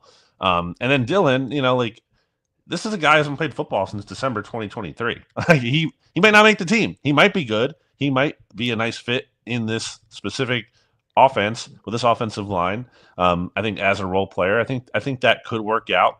I think it could be, you know, ideally where like Saquon is the lead ball carrier, obviously, and then maybe it's like a combination of Shipley and Dillon behind him, using them in different situations in the game. Dillon, for example, seems like a good back you might want to have late in the game, and especially to avoid from having Saquon to take some of those touches to kind of salt the game away. So, yeah, I mean, it's looking a little bit thin behind them. Obviously, the Eagles signed a couple of undrafted rookie free agents too. We'll see what they look like, but, you know, that's obviously a long shot. Real quick, follow up on that. Jeffrey Lurie's comments about the fullback. Obviously, Ben did it. I think he had 22 snaps. He was very good at it.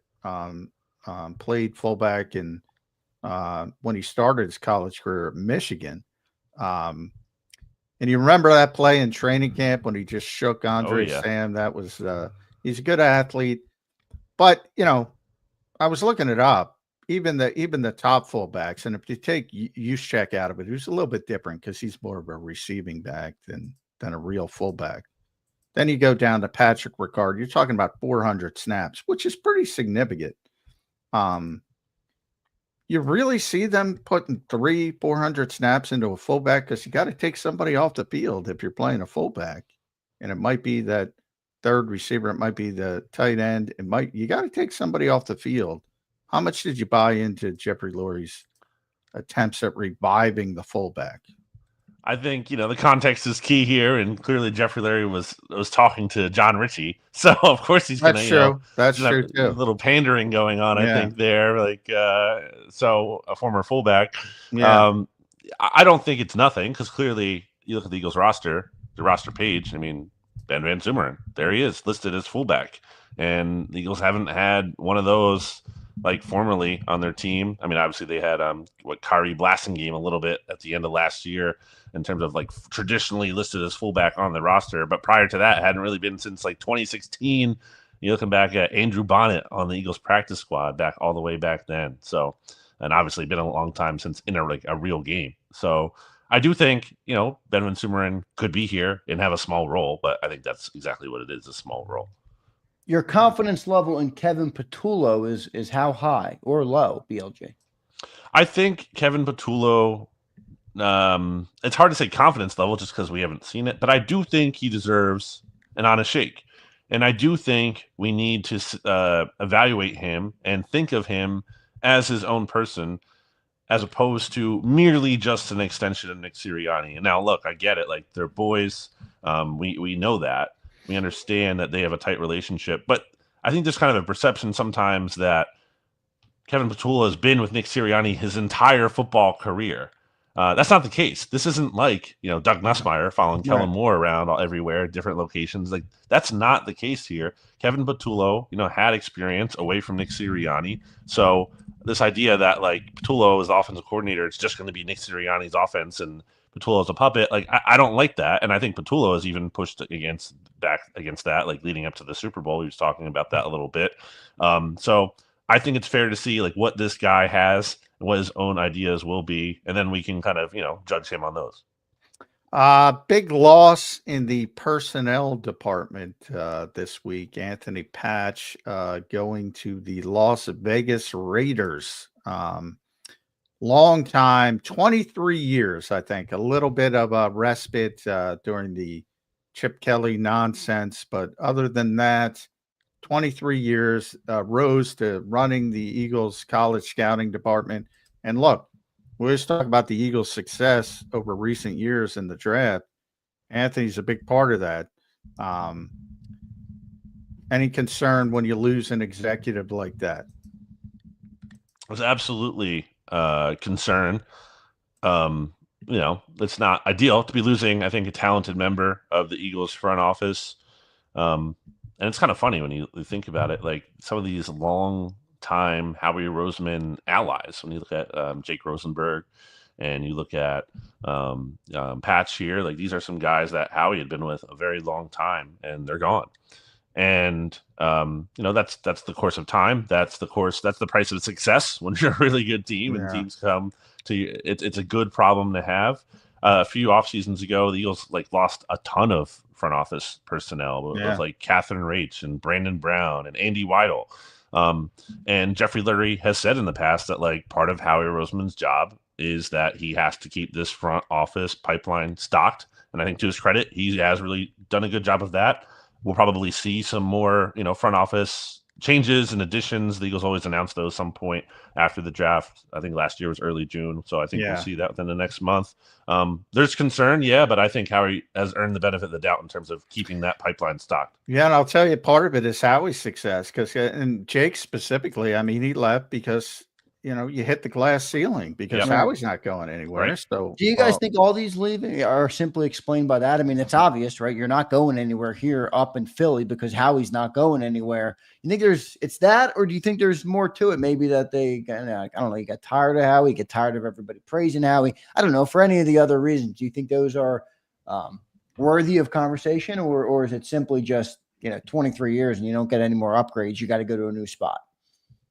Yeah, I think there's different factors. I mean, sometimes these guys, their contracts are up too. It's not just a matter of they're being hired away and promoted, but contracts up, and maybe they say, hey, we want to move to Vegas or whatever. I don't know, whatever is going on. Well, Anthony lives in Washington State. So. So Jake, it seemed like Jake wanted a different career path. He kind of got out of. I don't know. He does what now with NIL, I believe, right? With college. Yeah, he does a lot of college consulting. He started his own company, but he wants to be an NFL GM. I mean, he left because, he wasn't. You could argue he didn't necessarily take the best path to achieve that. Well, not necessarily because. Maybe I'm wrong. I could be wrong.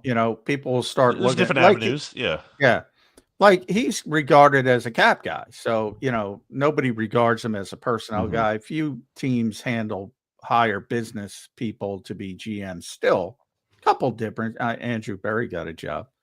But, and when you're pigeonholed like that, you got to go prove yourself in a different avenue. And the way college is going, you build up. Everybody has their own GMs now in college. So if you build up your reputation that way, it might be a different avenue to get to your ultimate goal. So, and applaud. Same thing with, you mentioned Ian Cunningham and Brandon Brown and Kat Raish, Hickman now. She got married, but now they have clearer paths. Not that they're going to get GM jobs, but Ian's gotten interviews to be a GM. and they have clearer paths to be a GM. I think it's got more to do with that. I don't think people dislike Howie. It's just the realization that there is a glass ceiling in Philadelphia because he's not going anywhere. I think it's about like networking too, right? And making more connections with different people. That's one of the best things that like about Howie is he has all these connections throughout the league and is able to, use those in trades or having information or whatever. And sometimes I think you just maybe have to kind of get out of the Eagles bubble and kind of like, make a name for yourself and make more connections. Yeah, that's a good point too. With Howie, though, I don't know if we talked about this last week, but if we did, I apologize. But the idea that he had a little bit of time, and now that they put it out on the unscripted show, BLG, and make sure you follow Brandon at Brandon Gouton on the X platform. Read him every morning, Bleeding Green Nation. He and the staff do a tremendous job covering this team backwards and forward. You kind of saw the trade, the trying to jockey in the trade. And there's a lot of people at Adam Peters saying there's going to be an in-division tax and back and forth. And, Atlanta screwed things up by the abnormal things they gave up to come back in the draft to get James Spears. But there was that narrative that maybe people are tired of getting, taken to the cleaners by Howie Roseman. Howie said no, but do you believe there's something to that? I think Howie, like his answer, there's some sense in that, like, I don't think teams can just decide that unilaterally because they want to do deals that help them. And there could be a point at some point, and I'm sure there is and will be in these drafts or wherever, where a trade can make sense for them too. And Howie talks about all the time. He doesn't want to just like have this perception of ripping people off because you want to make those, you need to value those. Trade with them again. Yeah, exactly. Yeah. It's like, so obviously like, I think there are times where a rip-off trade is a great thing for you, but if you're only doing that, then maybe. And also, it's just kind of like the thing, like I would say, relatable for people is like if you're the person in your fantasy league where you're always proposing, these super unrealistic trades and stuff, then maybe people don't really want to deal with you. So I do think there's more to it than nothing at all. But I do think ultimately, like teams aren't going to blackball him because they're going to have to work with him at some point. Well, there is that joke around the league that Howie starts every conversation with, I want a second round pick. So that's real because I've heard GMs say that. So, it's interesting. But Howie does a tremendous job. There is no doubt about that. Isn't there just a natural element here, too, where like Howie's at the top? The Eagles have been at the top. You don't want to help. There's some jealousy. I think there's jealousy. Yeah. All the natural human emotions that come with that, where a guy's at the top. You don't want to help the guy at the top. You want to be the guy who's at the top. All those things, I think. Neil Stratton, BLG, he does inside the league. It's funny. He did a survey. He pretty much runs a publication that's for scouting personnel executives. And he asked everybody who the best organization was. And the Eagles were top 5. But he had a couple quotes thrown in there. And there were a couple of them like, they get too much credit in the media. A couple of those type of quotes. So it is real to a certain extent. I think there is a jealousy aspect to Howie Roseman. Success. But I agree. BLG, thanks for doing it today, brother. We appreciate you. As always, great takeaways from this. We'll see what ends up happening in the NFC East after the George Pickens news, but we appreciate you being here today, brother. We'll talk to you again next week. Thanks, BLG. Thanks, bud. All right, make sure you guys follow BLG at Brandon Gouton and read his work at Bleeding Green Nation. Johnny Mac, a great show today on Birds 365, a Wednesday edition. The Cowboys get better. The Commanders have gotten better this offseason. The Eagles, have they gotten better? No. No. Come on. Well, I mean, logically, they have not. There's nothing wrong with that. I mean, people try to take that Super Bowl attrition. People try to break off a piece of your success. We just kind of talked about it. Right. Whether it starts with coaches first, and you lose Kellen Moore, and you lose Doug Nussmeier, and a couple others, but those are the major ones. One of the best things I think that happened, and we kind of talked about it in the show earlier, I think Mike brought it up with BG, talking about they didn't lose any defensive coaches. I'm stunned by that, by the way. So I thought that was a positive, but they did lose from the coaching. Then you have the talent, on-field talent, and you lose a bunch of players. You know the list, not only starters, but also really meaningful reserves to a Super Bowl championship team. You know, I'll just run it down alphabetically. Mekhi Becton, Oren Burks, because it's in front of me. Kenny Gainwell. Even if you want to throw in Fred Johnson, Britton Covey, those guys. Avonte Maddox, Isaiah Rodgers, Josh Sweat, Milton Williams. Those and CJ Gardner-Johnson via trade. Brandon Graham via retirement. Significant roster attrition from a Super Bowl roster. And then even now it's the personnel, and you lose your top scout for basically 23 years. Not the top scout for all of that, but since 2016, Anthony Patch has run the Eagles college scouting department. And now he's gone. It happens to all Super Bowl teams. Right. But yeah, on paper, there's no way to argue that they've gotten better. No way. Or you're lying to yourself, one or the other. Now, long term, Jahad Campbell turns into an all-pro level player. Andrew Makuba turns into a high-level safety. Some of the day 3 picks, maybe that. Not maybe. There's the potential of that stuff happening down the road, but it's not going to be immediate. In the case of Campbell, he's not even going to be healthy till at minimum right around late August, September.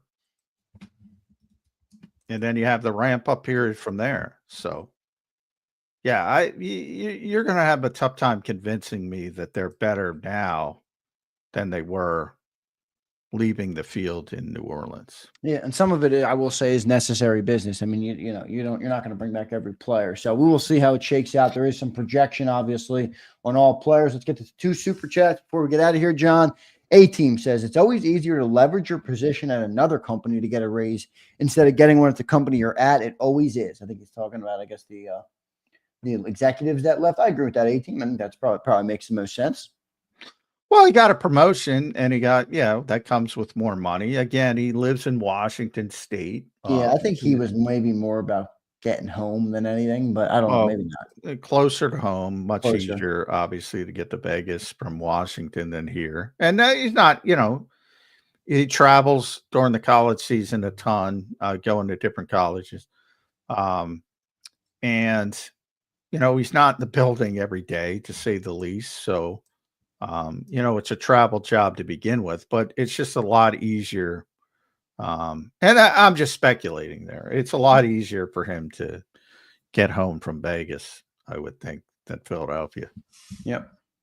Johnny Mac, great show, brother. We will catch you tomorrow on a Thursday edition of Birds 365. Thank you. Oh, wait, one more chat. My bad. One more. Sorry. Josh B checking in. Member for 6 months. Thank you, Josh. Kami GM said the in-division tax started with Howie joking with him that there is an in-division tax. And that was him joking with Howie yesterday on Pat McAfee for whatever that's worth. So what? I don't know. Is that what he said? I didn't see the McAfee. I didn't know. Like I said, those war room videos are they're edited very finely. So you often don't get the context needed. It was just kind of a funny thing. So maybe Howie did start it. I don't know if I think that's what he's saying on the McAfee show. I didn't see it, but yeah, I wouldn't be surprised if Howie said that at all. I don't think it's that big of a deal for Adam Peters to say it. No, I just thought it's a little funny clip, but I mean, I do think there's part of the jealousy aspect of it. I do think there is some of that with Howie. And like I said, I brought up the Inside the League quotes, and they were from last year, not this year, but I happened to be reading them, and there were a couple notations. And remember, this is from people in the industry who work it. This is sort of like an industry newsletter, whatever you want to call it. Right.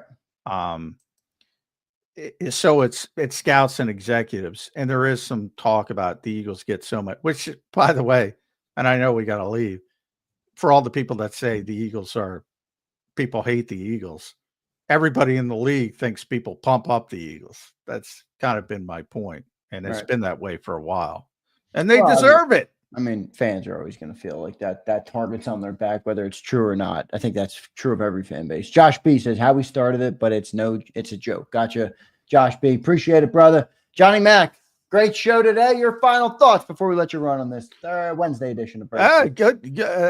Look, we're cracking 1,000 live viewers, big live viewership. So thank all the listeners, everybody sticking in the off season. There's always stuff to talk about with this team. That's I will thank the Eagles for that, because they do always make news. And, they are a fun team to cover for sure. Yeah. And they are one of the I don't want to say gold standard, because Jeffrey regrets that, but they're awful close to being the gold standard right now in the NFL. Johnny Mac, great show today, brother. We'll talk to you tomorrow on a Thursday edition of Birds 365. Thank you, brother. All right. Thanks, everybody. All right, thanks, Johnny Mac. There's Johnny Mac. John McMullen, the #1 Eagles beat reporter in town. Give him a follow at JF McMullen over on X. We appreciate him and appreciate what he brought to the conversation today. What do you guys think of the Cowboys? All right, let's talk. What do you guys think of the Cowboys? I think the reality is the Cowboys did get better. They're getting Dak back. George Pickens, I like the player, and I think he does instantly improve the Cowboys, but I can't help but wonder about what that locker room is going to be like. They got him and Micah looking for contracts. I believe him and Micah have the same agency. You got CeeDee Lamb, who is a target machine, and you got George Pickens, who seemingly cries every time the play doesn't go his way. So, that would be my one question about it. I'm not talking about talent right now. I think the talent, they definitely got better. All right, George Pickens is a fine young player. But how does that all work? That would be my biggest question on it. But let me take a couple comments. They had no defense last year. We'll say that their defense is going to be all right this year. Josh B says, reality is they are better. I agree, Josh B. Reality is they're also a joke with their management organization. They win a lot of games. I mean, I get you. I hear you, but I do think the Eagles fans overblow that a little bit. The one thing they really, that's true about the Cowboys, is they are truly regular season warriors. They suck in the playoffs, and they have for 30 years. But I could see them being okay this year. We'll see. I'll take a couple more comments. Paul says, watch for my Panthers in 25. Yeah, I said that early in the offseason. John shot me down on it, but I could see them being good. I could see the Bears being good this year too. All right. I could see the Bears being good this year too. Eduardo checking in. Cowboys still stink. They weren't good with Dak last year. All right, Zeal, let's see what happens. All right. Pickens to the cow turds for a future third. Yes, sir, Chuck. Mad Bird says they're better. I agree. But how much better? Do you really think that at this point in Dak's career he can go for a full season? I mean, Zeal, I'm not here to talk about whether Dak Prescott's going to be healthy or not. But I'm not going to lie to you, all right? Let's look at what Dak Prescott has done in his career, all right?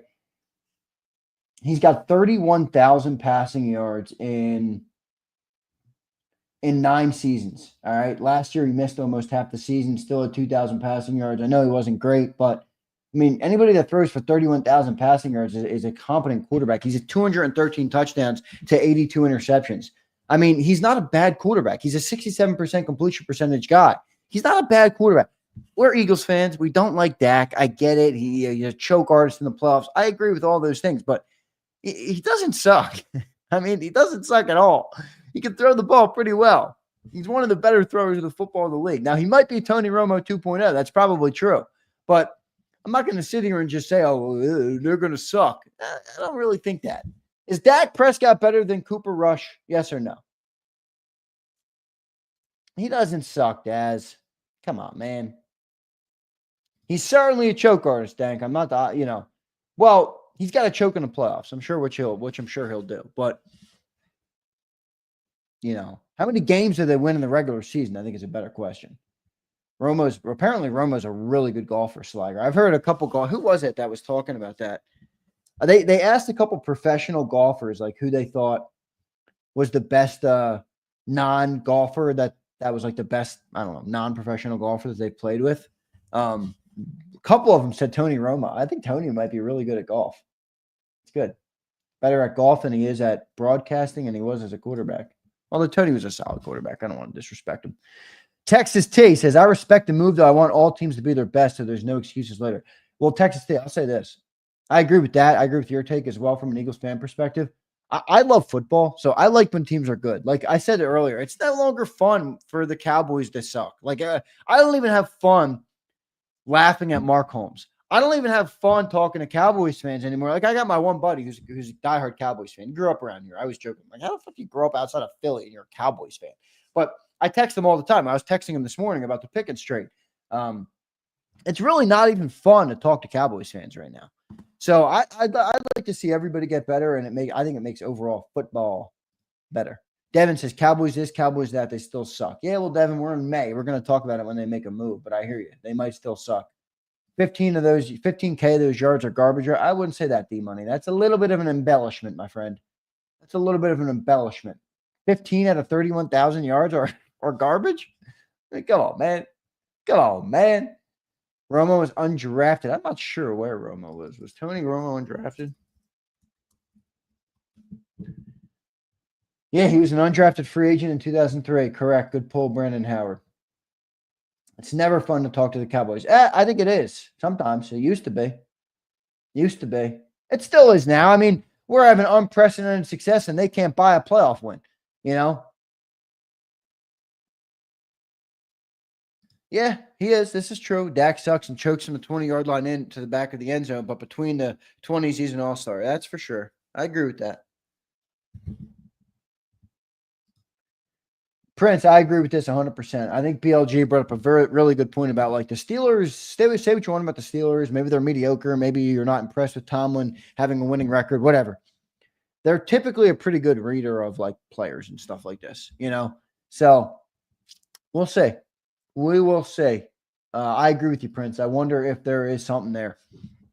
Remember, he needs a new contract, Prince, and you're going to, you know, the place that loves to milk that stuff for attention and views and clicks, and Jerry Jones is the king of that. So it's going to be an interesting it's going to be interesting for sure. All right, everybody, I got to run today. I don't got much time for Zander time. I know you guys probably wanted more. I would have liked to do more. I'd like to do more, but I got a lot of stuff going on today that I have to deal with. So I'm going to get out of here and do that. I appreciate all of you guys for being here. Don't forget to hit the like button. Let me make sure I pulled some segments here from the live show so I can produce. I did. All right. I appreciate all you guys for doing it. Hit that like button on your way out. Mesmerize, Sig Lord, Zeal, Prince, Flex, D-Money, Fredo, Dank Bird Gang, Mad Bird, Slagger, Zeal, Devin, Jammers. Appreciate all you guys, man. I appreciate it very much. We'll see you next time on Birds 365. You've been listening to Birds 365, the destination for the passionate Eagles football fan who bleeds green. If it's Eagles football, we're talking about it. Debate inside the locker room and guests that are some of the greatest football minds from around the region. We hope you enjoyed the show. We know we had a blast. Make sure to like, comment, and subscribe, and we'll be back soon. But in the meantime, hook up with us on social media at JAKIB Sports. See you next time on Birds 365.